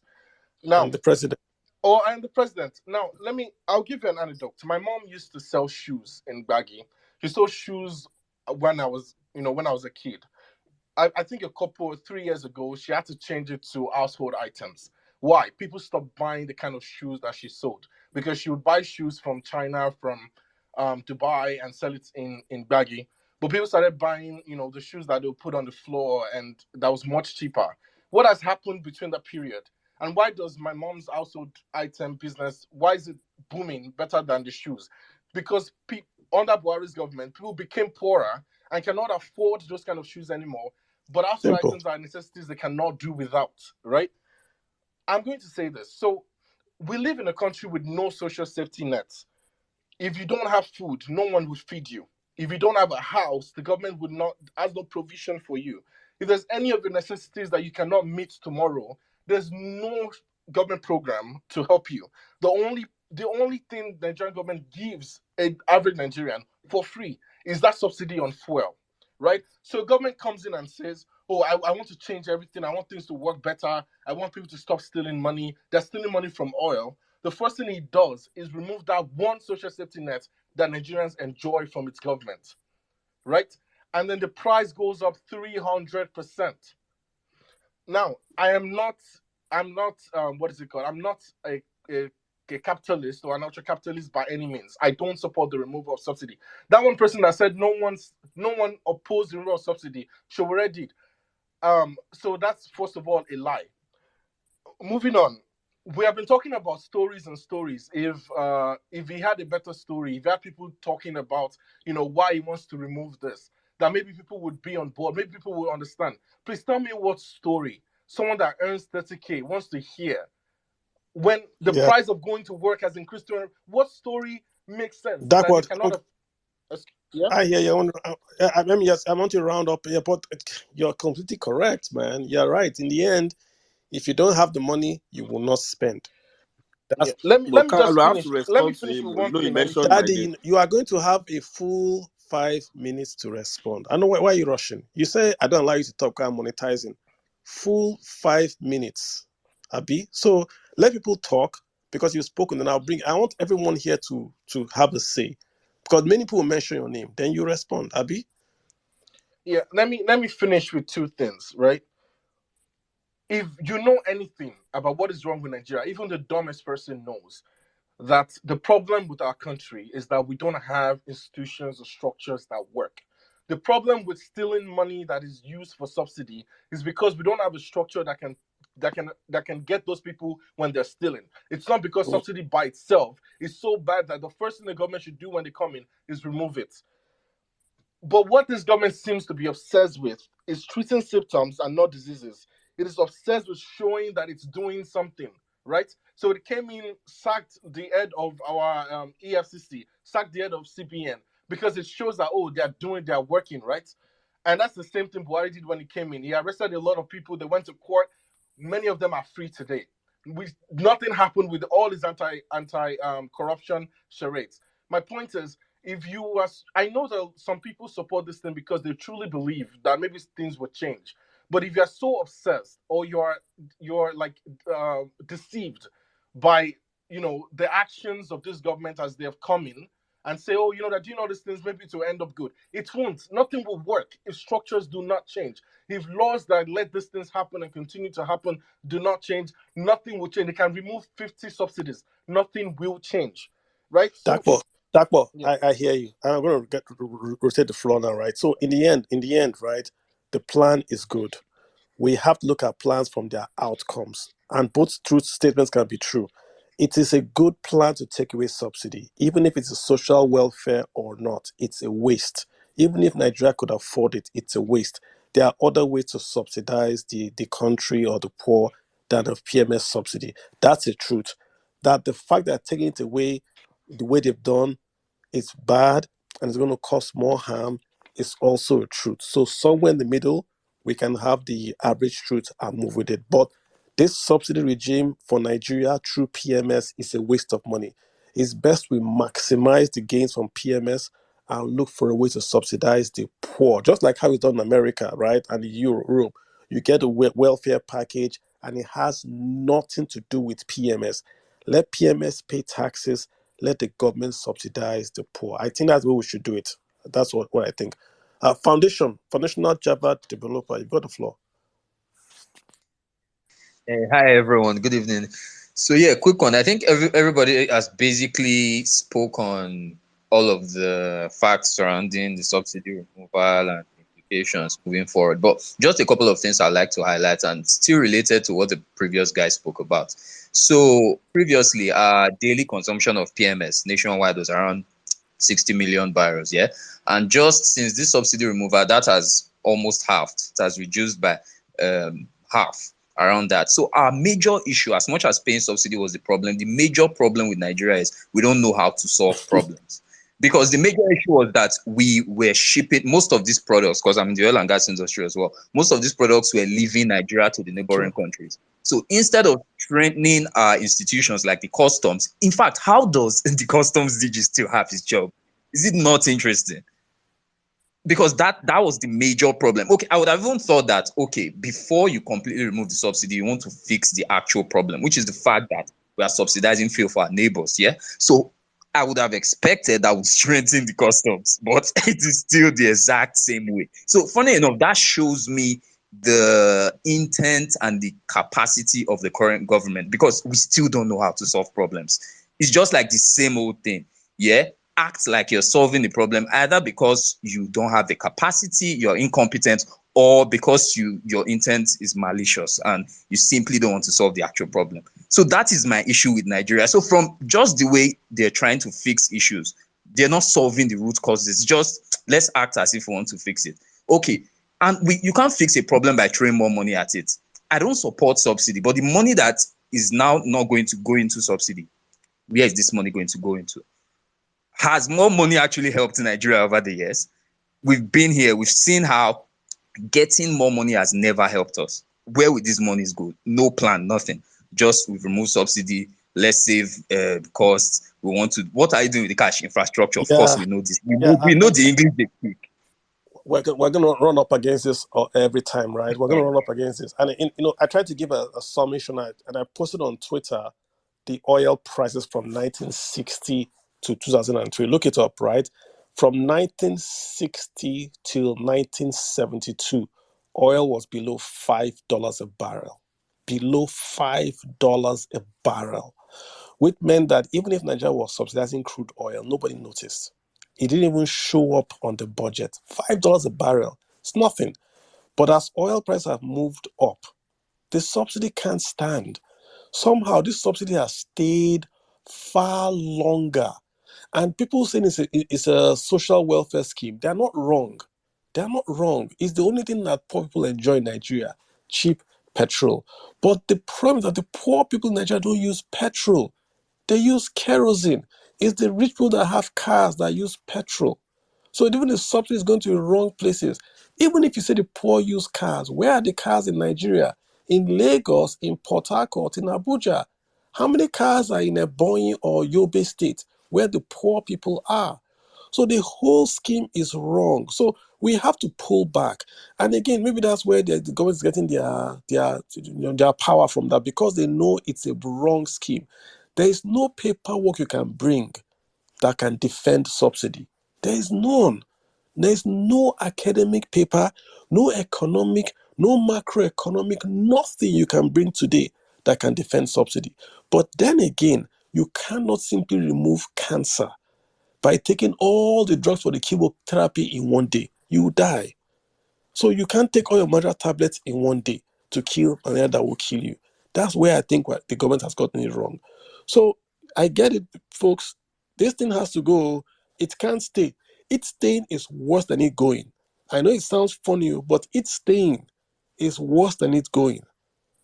Haruna, you've got the floor, sir. Sorry, if I take you off, it's just to create space, just so I know exactly folks that are here so they can speak. Don't add yourself again, just folks that are here that are going to speak. If I'm taking you off, it's just so I can mentally just know who's left. Haruna, you've got the floor, sir. Well, Carlo, good evening, everybody. Hi there. Haruna already sleeping. No, Why are I'm not farmers? sleeping. Farmers are sleeping. So By how? Why? I'm tired, I've Well, been on the farm all day. that, go ahead. Carlo, you see, this issue is a double-edged sword. Mm, One, if you look at it on the other side, it is the common man that is being cheated. And true. if you look at it on the other side, it's still the common man that is cheated. So how do we strike a balance? Because the people that are benefiting from this subsidy are not up to 0.001% of the population of Nigeria. That is true. And the people suffering are more than 99.99% of Nigerians, or maybe say 90%, 99% are suffering. Because I'm a farmer, practically I use petrol and I go to farm and I see people moving with their machines going into farm, out, in, out. A lot of people now are not finding it fun. I've seen people dropping their machines. They can't afford that 510 naira. And at the end of the day, what do you have? Reduce in production. Because maybe where you have to go, it will take you more than 1 liter. And the cost of transportation has skyrocketed. Kaduna to Kano is about 5,000 naira now for a trip of no more than 200 and something kilometers. But the reality is that how do we strike a balance with this subsidy of a thing? Government should come in, create incentives. It will still go around to corruption again. All these years we've been promised that they will increase the price of fuel. Urban mass transportation will be in place. This will be in place. Tell me, for all these years that they've been increasing the prices of fuel and promising us Nigerians that they are going to put one thing or the other, where has it worked? Where? Even the agricultural sector now that they've said that they've invested, that they will make fertilizer cheap. Tell me where fertilizer is cheap. So all this is It's just been a scam. exported. The fertilizer has been exported. Haruna, let me ask you a question, right? Your agricultural product, are you going to increase the price? Well, I'm going to increase the price truly. Wow. So Wallahi, I'm telling you, I'm increasing the price what will because make you my not to increase the price? What will make you not to increase the price? the cost of living has gone up. If the cost of living comes down, I will not increase the price because my paddy, I'm not going to sell my paddy less than 25k. Wahala. No way. I'm not going to Okay. sell my paddy less than 20. I'm not going to sell my bag of maize less than 23, 25,000. Wahala. Max 23. I'm telling you. What was it before? What was it before? It was hovering, remember when I told you when the Naira redesign thing came, we suffered because you see a farmer with that useless policy selling a bag of maize to get cash for 7,000, 5,000. Wait. Are you saying you're going to go from 7,000 to 25,000? No. I said you see a farmer when the cash squeeze was there, he will bring his product to the market. If he wants transfer, they will buy it at 15, 13,000. But if he wants cash, they'll give him 5 or 7,000. So tell me now, with all these losses we incurred, then we will come now with So what I'm saying, so Haruna, what was it before? Because now you want to sell for 25,000. What did you sell before? 15. Wow. 15. So a bag, 15. 10,000 naira extra, you're going to add in a bag. How much did they add on the fuel? Jesus. No, tell me, how much did they add on the fuel? No, I'm asking this question. I'm asking you. This question. No, I'm just asking you to a simple question. How much did they add on the fuel per liter? Okay, Haruna, I use petrol, I use diesel. Mm. Diesel, I'm buying diesel at 700 naira per liter on my tractors. What's your highest cost item? Is it diesel or fertilizer, i.e. per proportion? What's your highest single cost item? Is it petrol? Is it fertilizer? Is it the diesel? What is your highest cost? The highest cost is the diesel, is the fertilizer. Because like I use like 50, you see, I have 3 tractors running on my farm. And the 3 tractors per day, I use like minimum of 26, 27 liters on each. A day? So like a day, yeah. Because I'm farming on over 180 hectares. So you can What about imagine your then. staff? Are you going to decrease salary for your staff, for your workers? The I've labor. done that already. You've done that I've already? done that already, yeah. Because like, okay, I have one of my, like about 5 of them, they come with bikes. And all because of diesel, I used to pay them 30,000, 50,000. But now there's none of my staff that is earning below 70,000. Because we sat down, we did the analysis. How can they maintain their houses with 30,000 with this increase? Because the prices of foodstuffs in the market have gone up. Cost of living has gone up. So they are That's a coming to reality. your farm with motorcycle powered with petrol to use Petrol, diesel. petrol. They come with motorcycles, with bikes, machine. Wow. And I know that the minimum consumption they do per day, coming and going, you see, is like maybe 2 liters. Then I have motorcycles on the farm that go around the farm every day. They keep going around, hours, so that we don't have herders incursion onto the farm. So on the fringes, they go around to like check if the herders are coming in, or so on and so forth. So you can imagine the quantum of fuel I use daily, because if I don't put them there to go around to secure the farm, the herders will come in there. Who is at cost? Is government going to pay me when herders encroach onto my farm? The final question for you, sir. Government was saying I want to do minimum pricing. Have you heard of it, and do it help you in any I way? beg, leave that. What minimum pricing? Tell me the minimum. Do you have minimum wage? How Wow. can you have minimum pricing when you did not create the enabling environment? When you did not provide anything for me, I have to go and source my seedlings. I have to buy fertilizer. When the farming season started, it was about 22,000. Now it's getting to 30,000. So if they couldn't have a minimum price in the inputs, how can they have it at the output? Wow. Wow, You Hannah, have to strike a balance. yeah, thanks for giving us the reality on ground because most of my Twitter people are Lagos people. I mean Lagos city boys. It's always good to hear And from to and give us a that. point of correction, Emota is the biggest rice mill in Nigeria. Olam don't mill rice. No, that They was have before. family farm. I was making the point of Olam to tell him that I was saying when Olam came to Nigeria, that was the biggest, and that didn't happen now. It happened. Yeah. That's the point I'm trying to make with Olam. Haruna, thanks for the insight. It's very, very good to always talk to you and get that other side, the reality of petrol, diesel, farming, food. Because this is your 25K bag of maize. When it gets to Lagos, it's 100,000. From 15,000 to 25, then they will also transport to Lagos. So this is why there's inflation. This is why there's inflation, really. Not the money in circulation, but the cost of your maize bag has gone up because you have to cover your costs. So thanks for that insight. Very appreciated. Thank you so much. Stella, hi. Stella, I got you on the floor. Stella Good 892. evening. Hey, Stella. Yeah, good evening.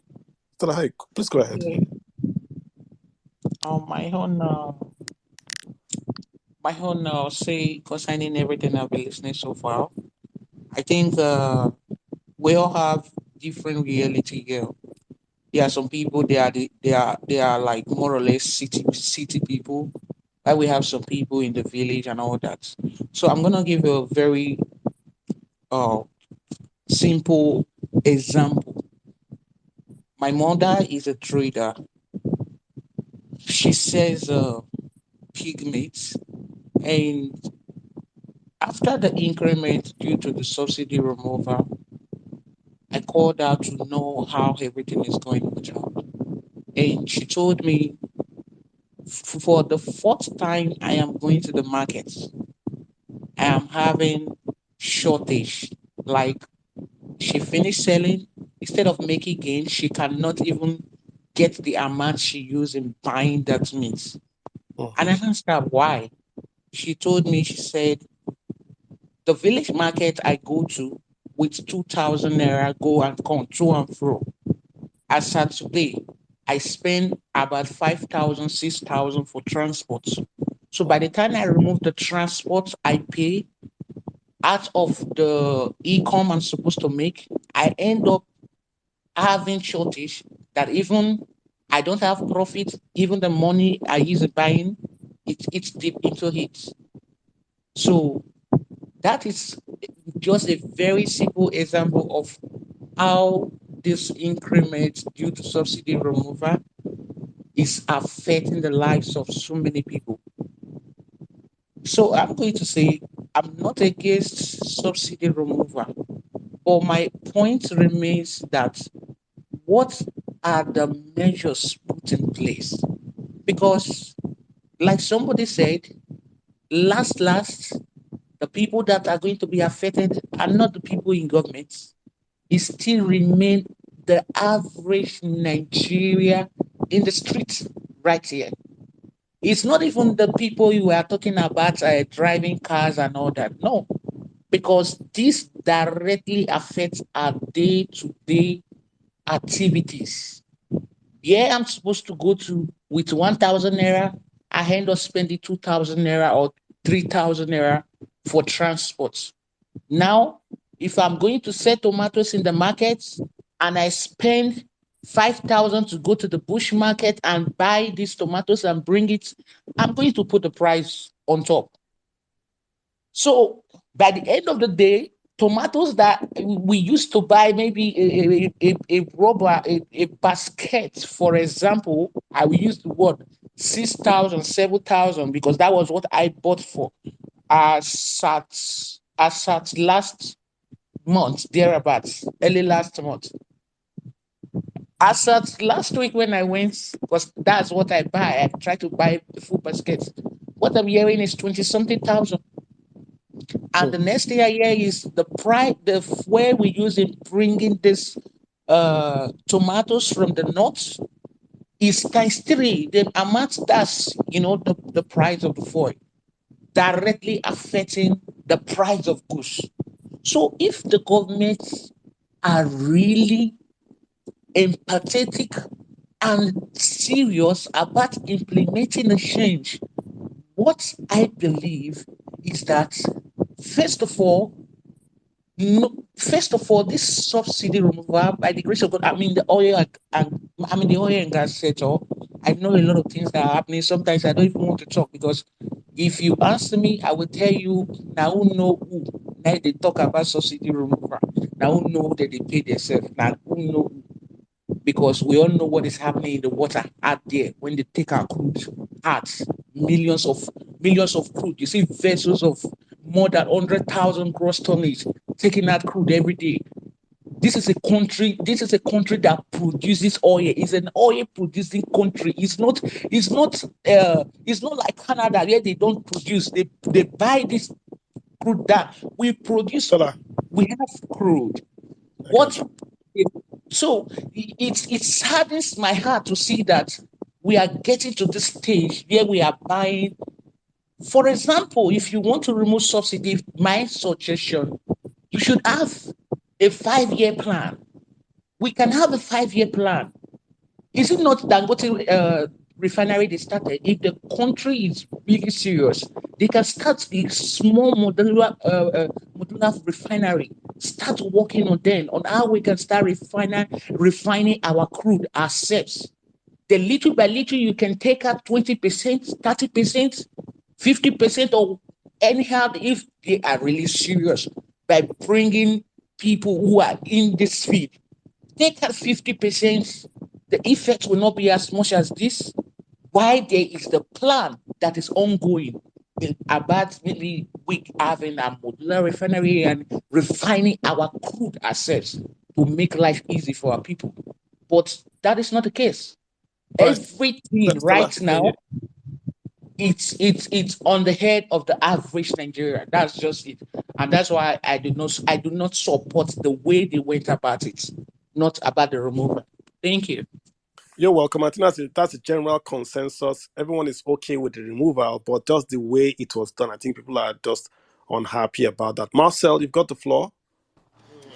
Hello, thank you so much for bringing me on. Now, for me, I would like to come from a different perspective entirely, and let's understand why probably the things we need to do.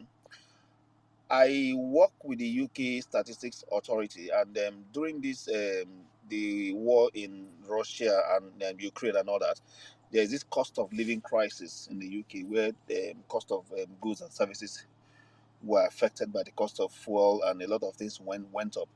Then we ran this survey called Cost of Living Crisis Survey, and the outcome of it was that households were identified based on their income levels, and then the component of the tax that they pay over time was now used as a palliative back to those households. For me, for my household, for instance, I think we got like about £400, you know, like that. So some households got £200, some got £600, depending. Now, what does that? How does that come to Nigeria times? One of the biggest problem we have in Nigeria is this problem of identity. Although I know the government has been trying to do identification through several means, but there has to be a way to uniquely identify people so that when there is crisis in terms of all these fuel crisis or whatever, you can measure the impact on them and then give back. So rather than having a holistic budget every year, billions of naira, where you cannot really say who uses it or who does what, you now have specific households based on their income level being helped. So if you remove subsidy, nobody really cares because I mean if my salary is like 50k and then the government increases fuel and then by specific identification I'm being given extra money like maybe 15,000 extra or 20,000 extra to cushion the effect on my family, I will be happy. So I think what we should think more is how we can run this country in an intelligent way with data so that we will do impact that affects people. I see a lot of people arguing here that it's possible, it's not possible. I think some from the government was like trying, if it's easy, you go and do it.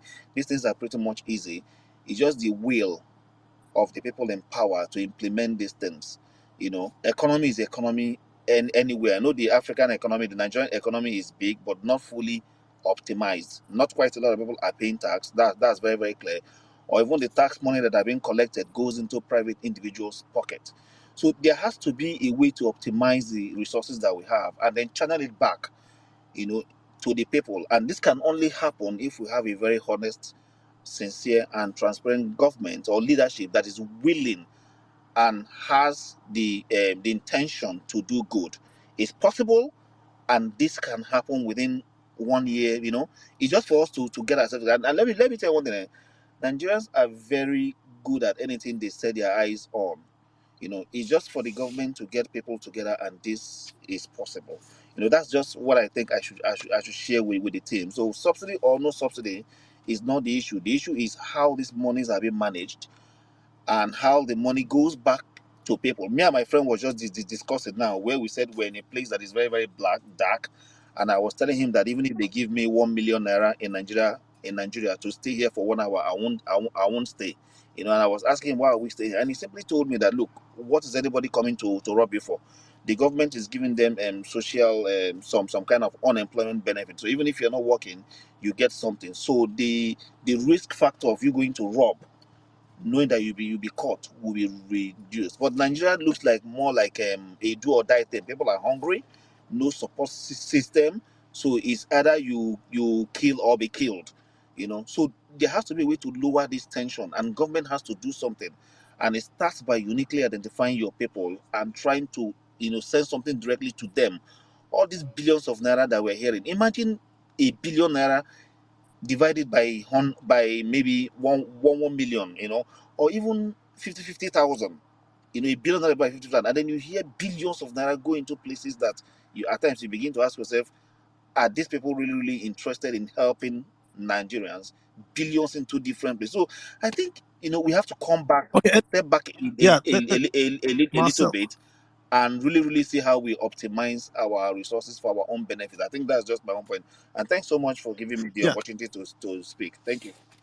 no problem, Marcel. You're welcome. And again, just to make the point again, I think it's wrong. I think where Nigeria has missed it is to use fuel price as welfare. Fuel price can be used as welfare. Number one, the poor don't use fuel. Number one. And number two, just an inefficient way to do welfare. So I think we should remove the subsidy. If you want to do welfare, do welfare. This can't be welfare. Aishaya Dogara, you've got the floor, sir. Aishaya, you've got the floor. Yeah. Good evening, everyone. Oh, it's late evening.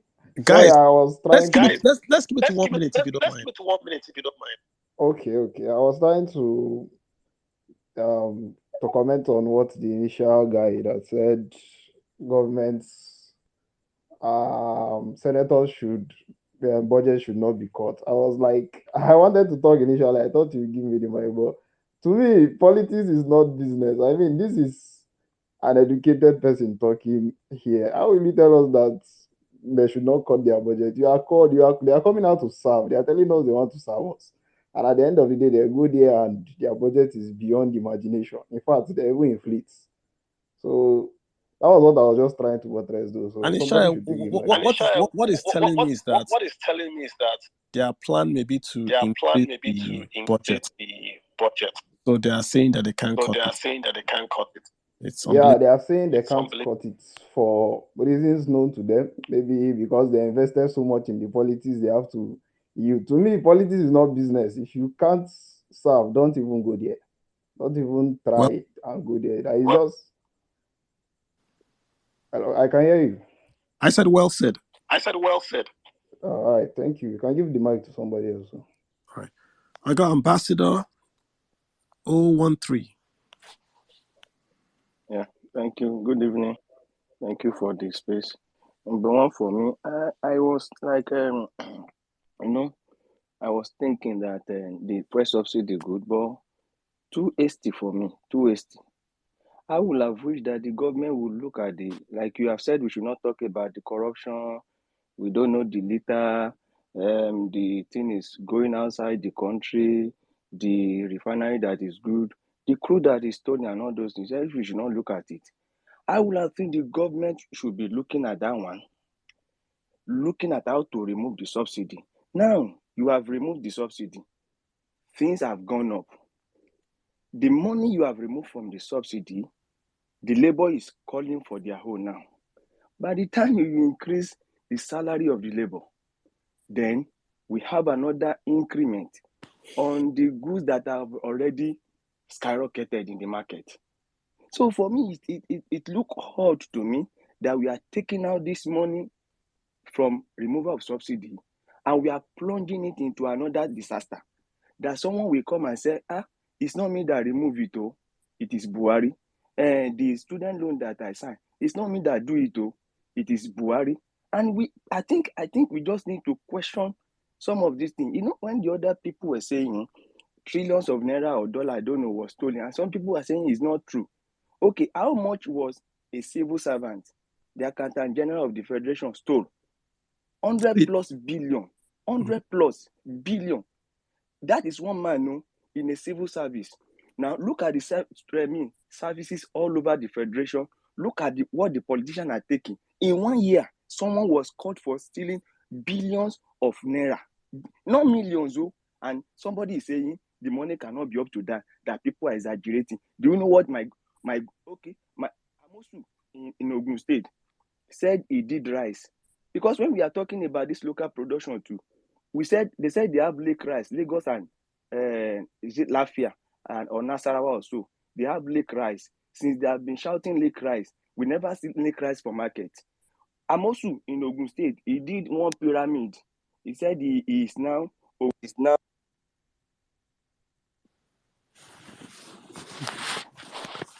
Did we lose him? I think we lost him, but he was making a good point. I mean, yeah, on the fact on the corruption. I'm here with you. Okay, please.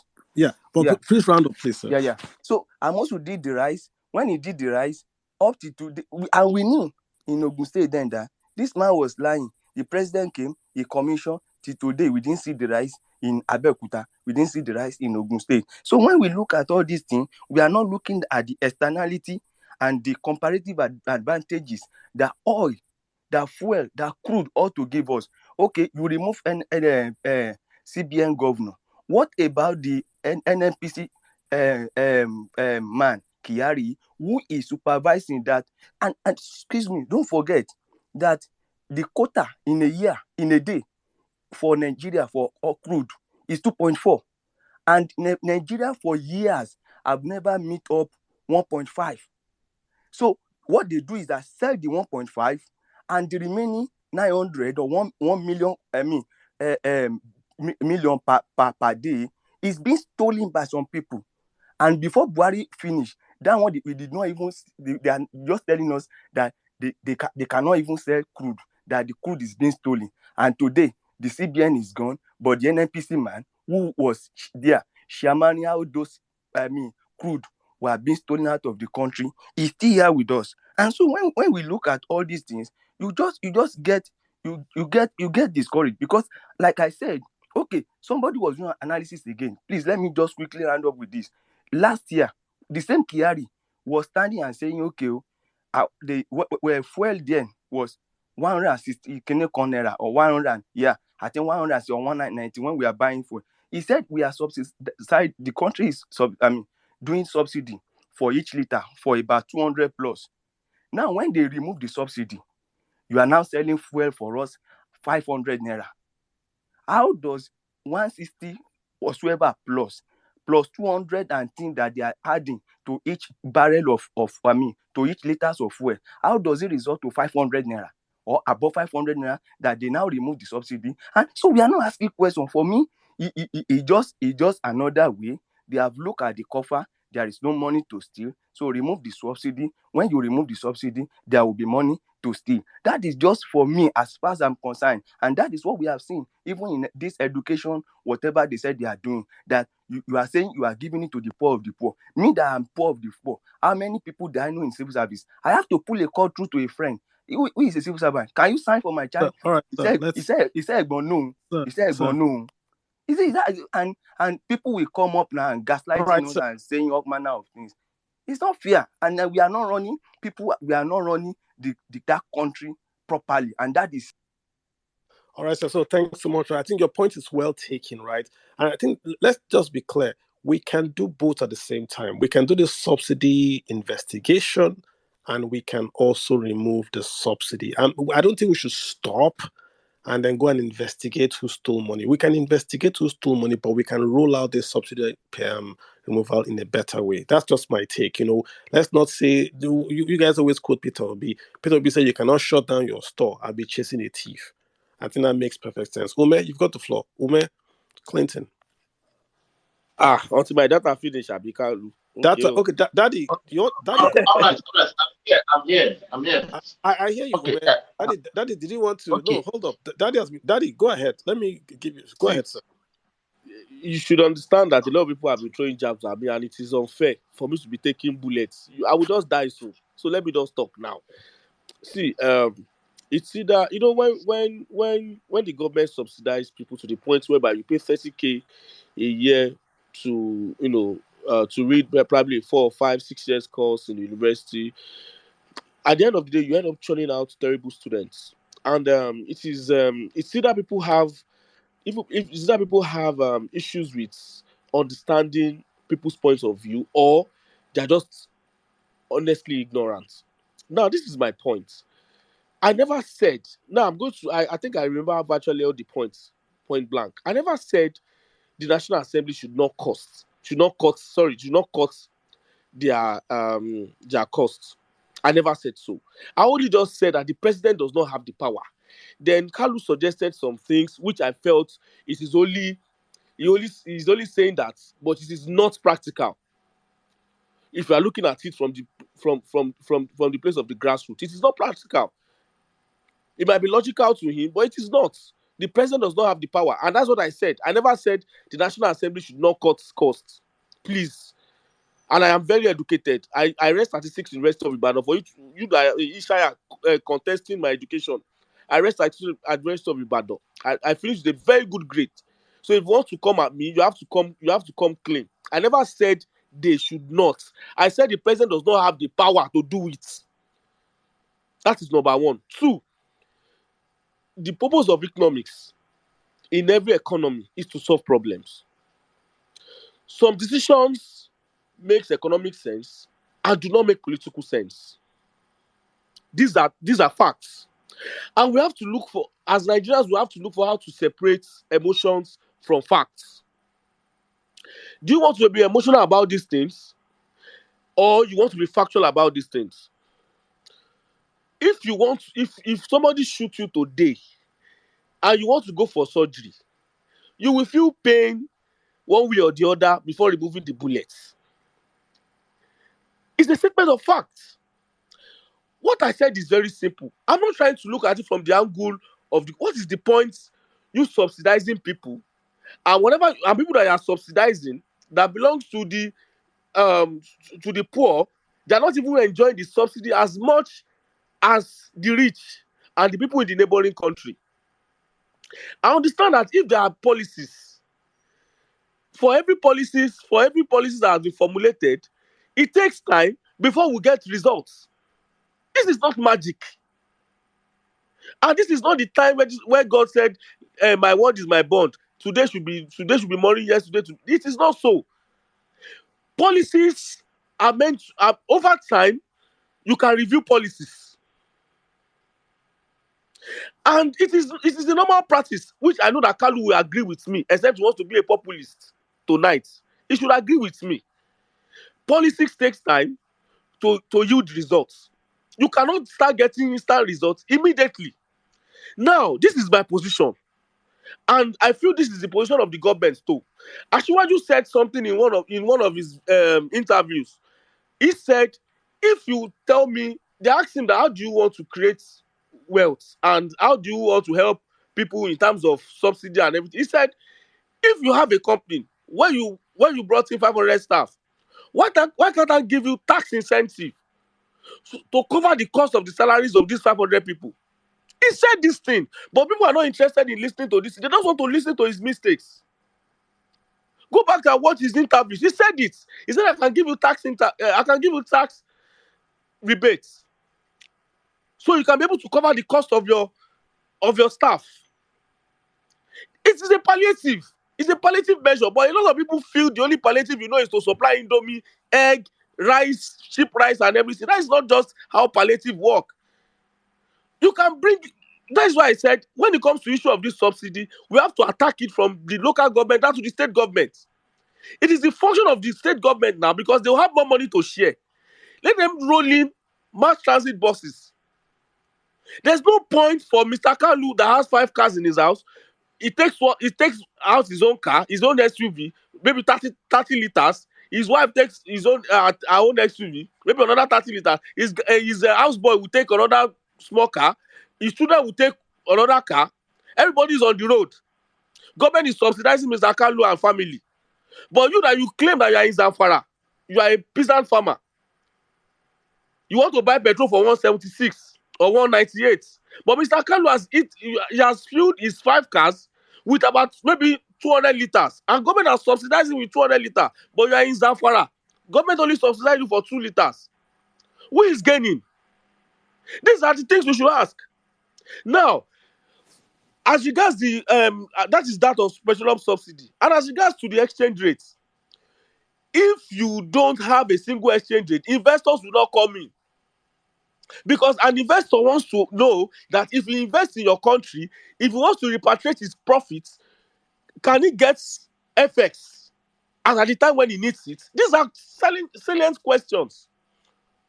But because the only thing you want to do is because you want to shop on AliExpress and you feel that $1 have to be to $1, so you can be able to buy bedroom slippers on AliExpress.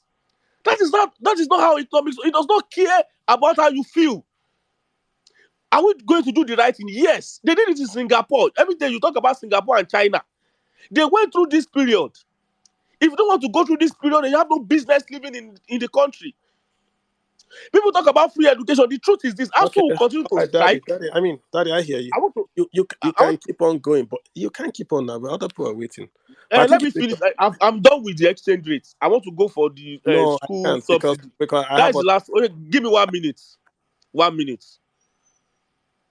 And for the education, the fact is the government needs to do was invest more in technical colleges. You cannot subsidize somebody that spent 30,000 naira a year to be an accountant and he comes out to go and learn how to do makeup. It's a waste of investment. Invest more money in technical colleges. Let people go and learn crafts. That is my position. Good night. all right, folks. Thank you, Daddy, for that. Ume, you've got the floor. All right. That he reacted so early because I had things I wanted him to say.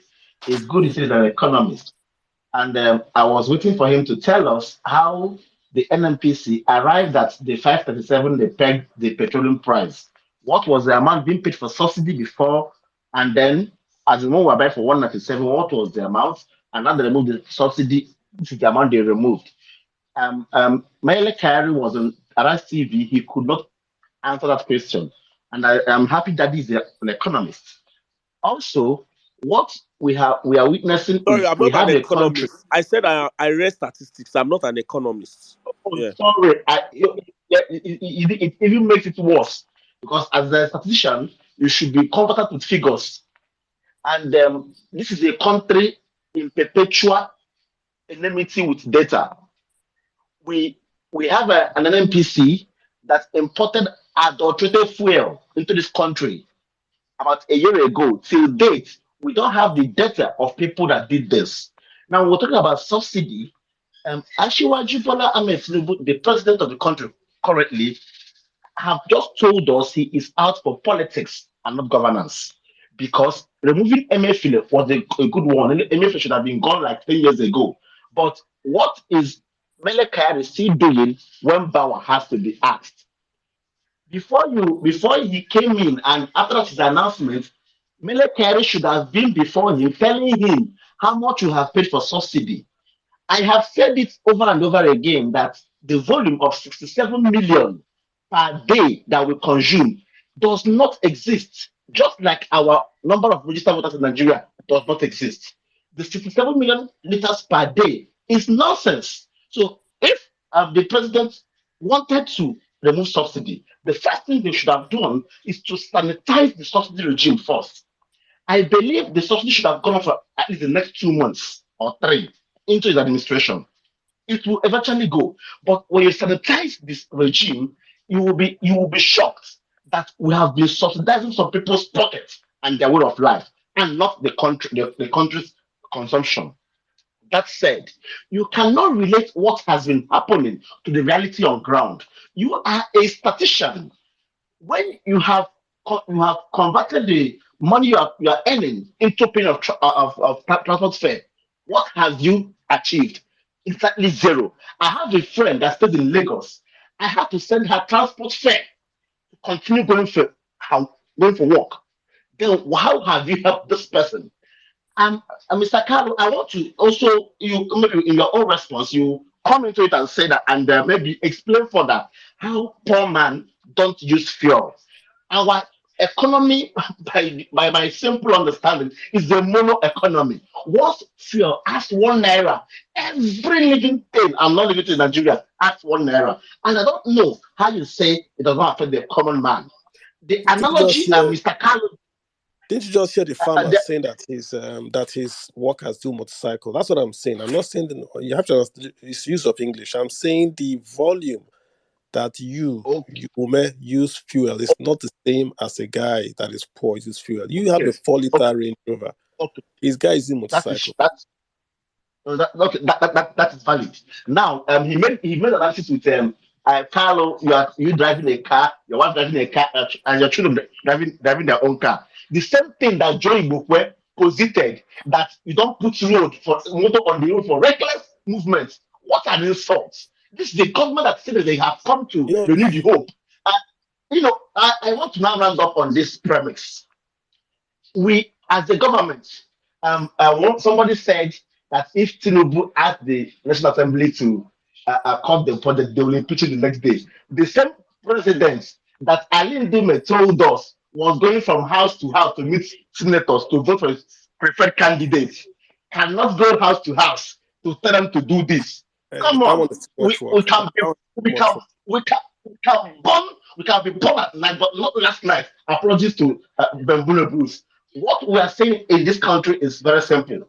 When we are ready for governance, let us come out.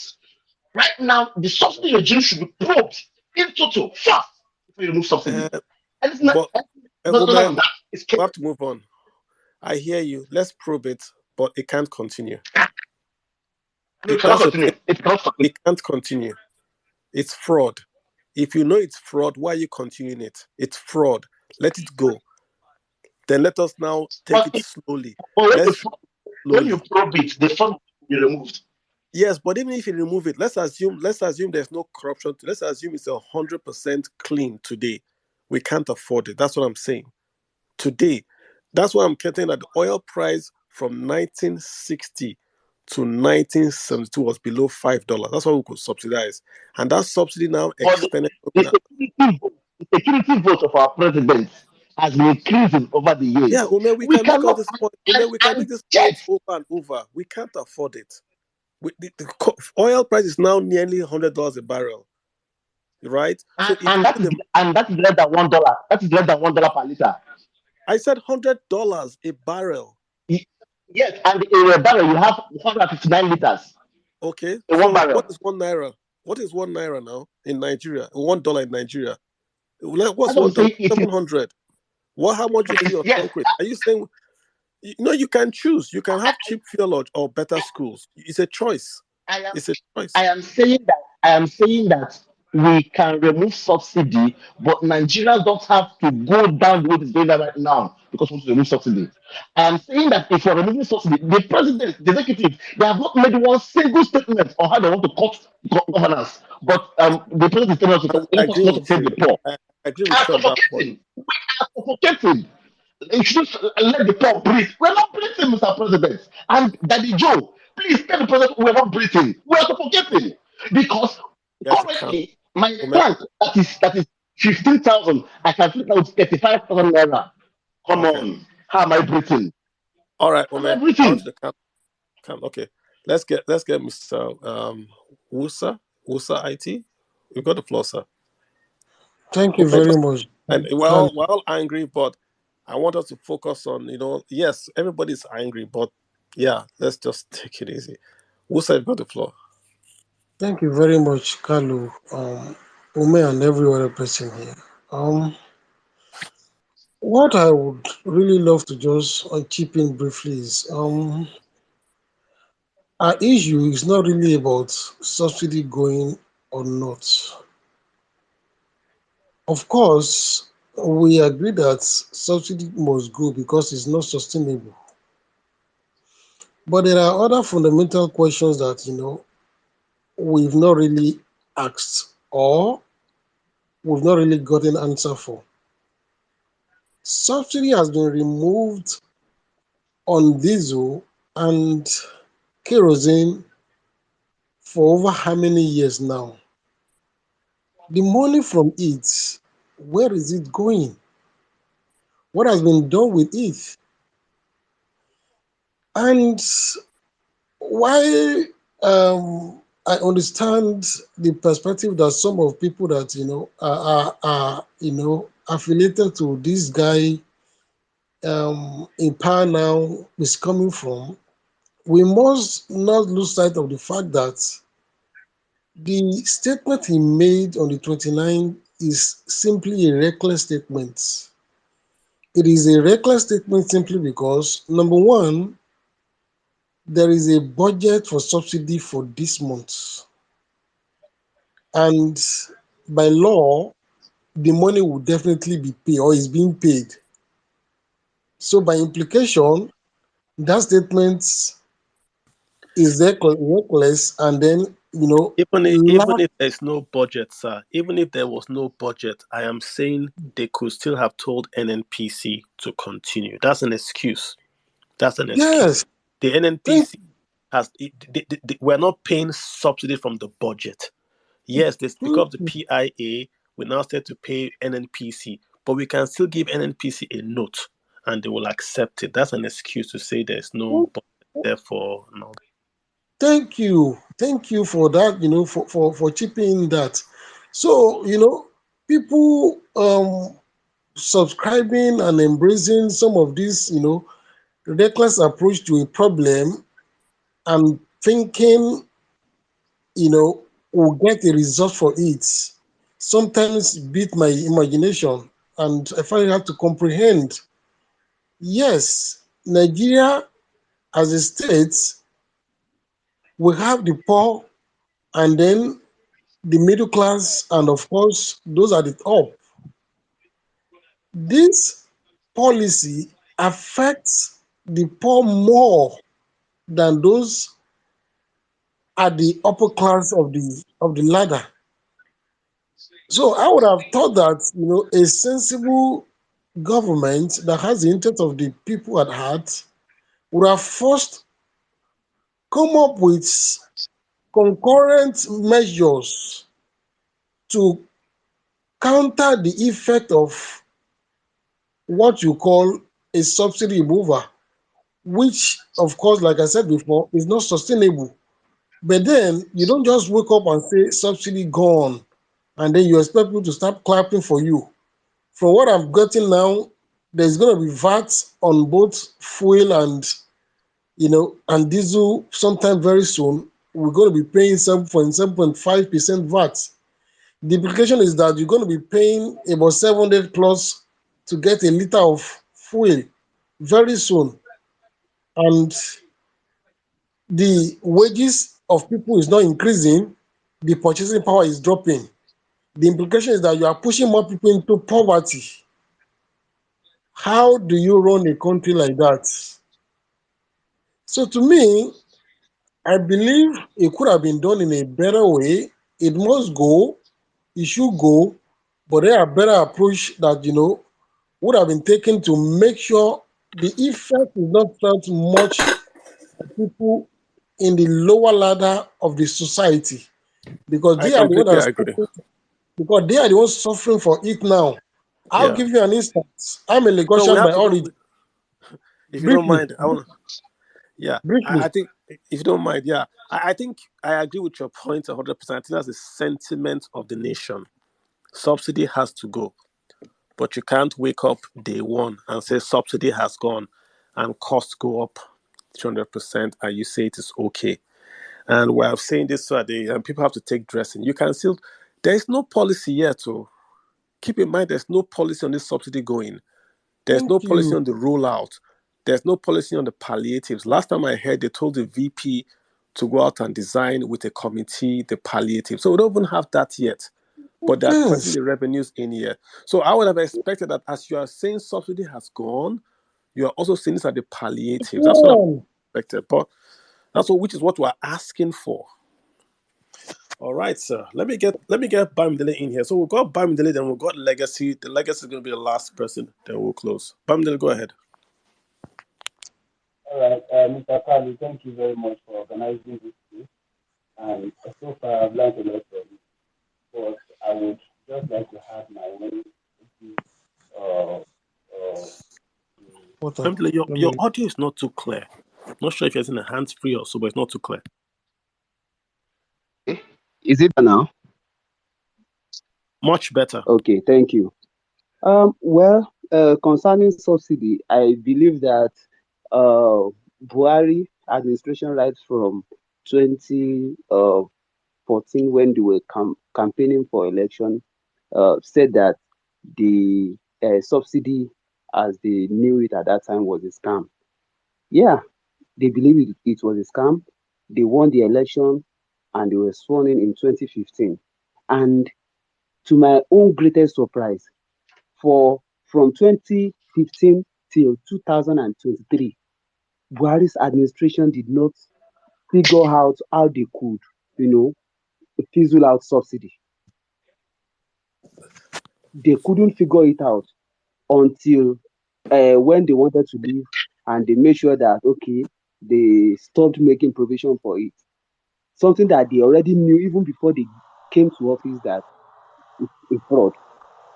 So my own concern when Tinubu declared on the day of the inauguration was that at least he should have realized that he's no longer an ordinary citizen that could just speak about any topic and it wouldn't have any effect. That statement he made concerning subsidy at that inauguration was what caused the whole problem. And that made me to agree so You much. don't think that was the plan? It's not supposed to be it's not supposed to be part of the plan at all because they all said subsidy is a scam. They all know that okay, there is corruption in the administration of subsidy regime. So why can't they deal with the corruption first and see whether after they must have satisfied themselves that okay, we've dealt with this corruption, okay, let's now decide if we can still afford to go ahead with this subsidy of a thing. And if you cannot But afford what to I mean is that go ahead, you don't think that they did it purposely clumsy on purpose. It wasn't done clumsy on purpose so that they can have plausible deniability to say, well, we didn't remove subsidy. We just said a statement and then the marketers went and removed subsidy. You don't think that was the plan, maybe? then in whose interest is that? Did they consider the impact that will have on the citizenry before taking that step, before taking that route? I hope you are getting my point. I'm not disputing what you are saying because what you are saying is making sense. You understand? But my own concern is the impact that is going to have on the masses. Okay, look at it now. They are saying that it's the rich that are benefiting largely from subsidy regime. For instance, now me myself, I'm not among those rich people, but my fuel consumption is a lot. Why? Because of the business that I run. I'm into logistics. The capacity of my cargo van is 160 liters. I traveled. You're a rich man. You're a rich man. No, no, no, I'm not. I'm not. I'm just regular hustling guy. You understand? So the you know, each time I travel on a trip, the cost of fuel is also part of my cost of running my business, which determines how much I charge my clients. Do you understand? Right now that the price has changed, has increased by more than 100%, what do you expect me to do? Of course, I'll have to push the burden to my clients too. Though I find it difficult to push it to them 100% because of the elastic nature of the business. You understand? In some ways, just have to I just have to take some part of the responsibility from from the increase in cost of Let me goods. ask you a question. Okay. What will happen? At what price do you think your clients will say we can't pay again? And then what will you do? Will you have to shut? What would you do? Would you reduce your prices? Would you eat the prop? What would you do, sir? Okay. Sincerely, this is this is my experience when this subsidy matter happened. Each time I go to the factory like that, I carry each bag of the goods for each client 150 naira. That was before. But when they increased the phone price, I notified my clients that okay, henceforth I'll be carrying each bag for 250 naira. You know that increment is still less than a 100% increment. You understand? By the way, fuel price was increased by more than 100%. I hope you are getting that. But my clients insisted that they cannot pay that much. That what they can pay is 200 naira per liter. I mean, on each bag. You understand? So now, because for the first week, could you believe that they couldn't patronize me? They have to look for somebody else. Look at the way I was losing out. So I had to come back because they are it is their patronage that sustain my business because it's the surest one. It is the most consistent patronage. So I just had to come down, take that 200 naira rate from them, which is not going to guarantee me as much profit as I was Okay. making before. Are you making a profit with that 20 naira or just covering your costs? Of course, I'm still making profit, but it has not increased my profit. Actually, it's only covered I mean, my cost by certain percentage, not even 100% by that increment. But I have no choice. I just have to take it. I just have to take it because I have to keep my business running, even if it entails that I sacrifice parts of my initial profits, and that is how it is affecting me as I speak. That's very interesting. Yeah, very interesting to know that. All right, Bamile, thank you so much. Let me get Legacy in here. Legacy, you got the floor. Okay, good evening, everyone. Actually, it's been a wonderful conversation, uh, and I'm really really enjoying it. There is a lot of hope you guys can hear me. Yes. Uh-huh. Yes, go ahead. There's a lot of angle I would have talked about this from the politician side, from the government side, and from the masses side with the effect. But if I would just go straight to the street, what's really happening in the streets? The honest truth is that the increase in in pump prices, the abrupt removal of the fuel subsidy, there are many things that is going to actually obstruct. Some we are going to see the impacts directly, some we are not going to see the impact directly. In terms of local manufacturing, the removal of the subsidy from diesel has already skyrocketed price up. So right now, what the fuel price is going to affect is the cost of living and cost of services for the people, for the general masses. That's where you should look more of the impact. And again, for what is the government going to do? For me, I don't support the government going to share people money just like the way other countries are sharing people money. Because if you check those countries that are giving palliatives in terms of monetary palliatives and the rest of those stuff, these people has enough of infrastructure to cushion some certain effects. But what we need from our government, personally for me, if I'm to say, is we don't need them coming to share people 10,000, 20,000, the rest. First of all, you talk about increment in salary, in minimum wage. At least increase it to at least 100% first. And increasing it to 100% will not solve inflation because those people are using those money to patronize the society within the society, they now have enough money for them to eat. At the end of the day, you reduce crime, you reduce a lot of things that is going to come with these things. For me, the honest truth, we have not really seen the effect of this into the full fold of it. We have not even seen up to 5% of it, of the hardship that is coming. Now transport is high, people are now deducting money from other aspects of their life to fill the actual eminent needs that they have right now. Like people that are buying rice, in terms of one bag, will reduce it to buy fuel or pay transport to their workplace and meet up with that. People that take their children to treats and the rest of all those things, they cut that automatically. People that normally buys clothes weekly and most of all those stuff, they cut cost in those aspects.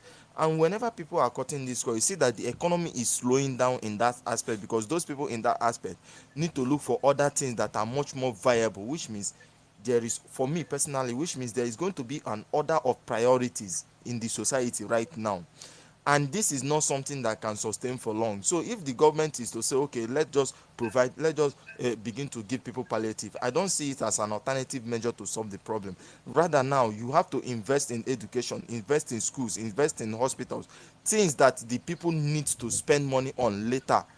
Like when you start investing money in education and the rest of all those things, some people might decide, okay, I don't want to have my kids in private school because it's expensive, because definitely that price will go up. Now some people now think, okay, let me take my child to a public school, whereby when you upgrade the standard of that public school, they will have no choice but at least to think in that direction.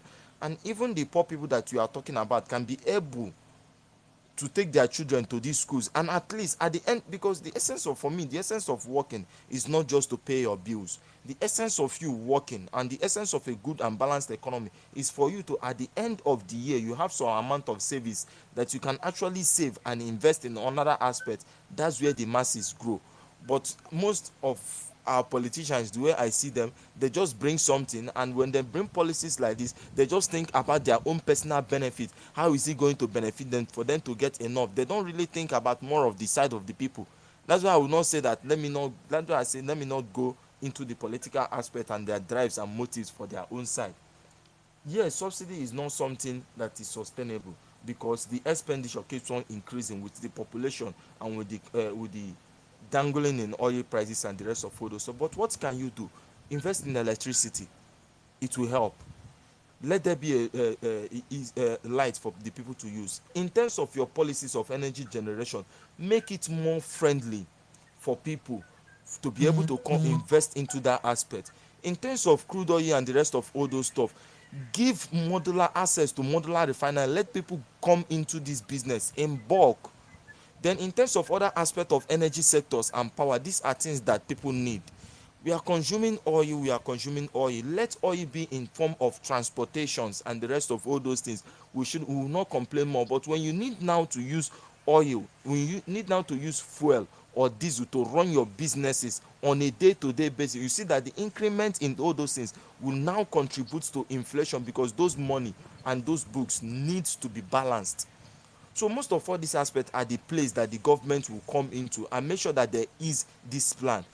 Whether they brought the plan abruptly without planning, yes, we all know that. But what can we do from this aspect?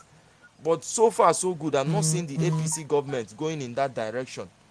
Just like the way Big Daddy said in his last submission, he made a lot of sense there. But on his first submission, it is outright nonsense, because the politicians, you want us now to bear with you. You need to first of all start cutting your expenditures, start cutting your own costs, cut some certain things that are not necessary, paying you millions whereby other people can't even earn minimum wage.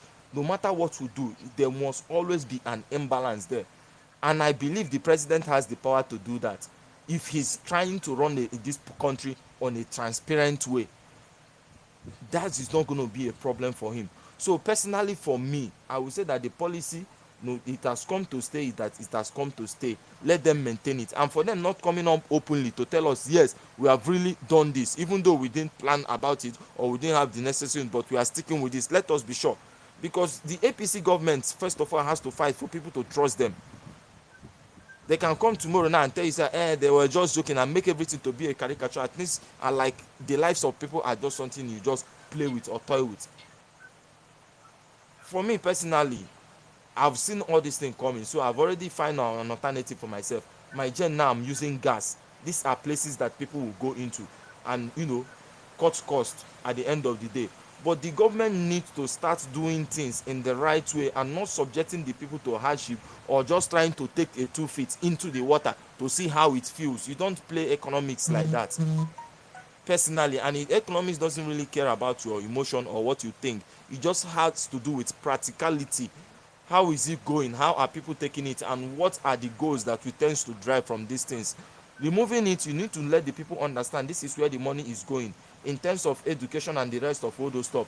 But you can't just remove fuel subsidy and you are bringing in student loan that nobody that can actually get that loan with the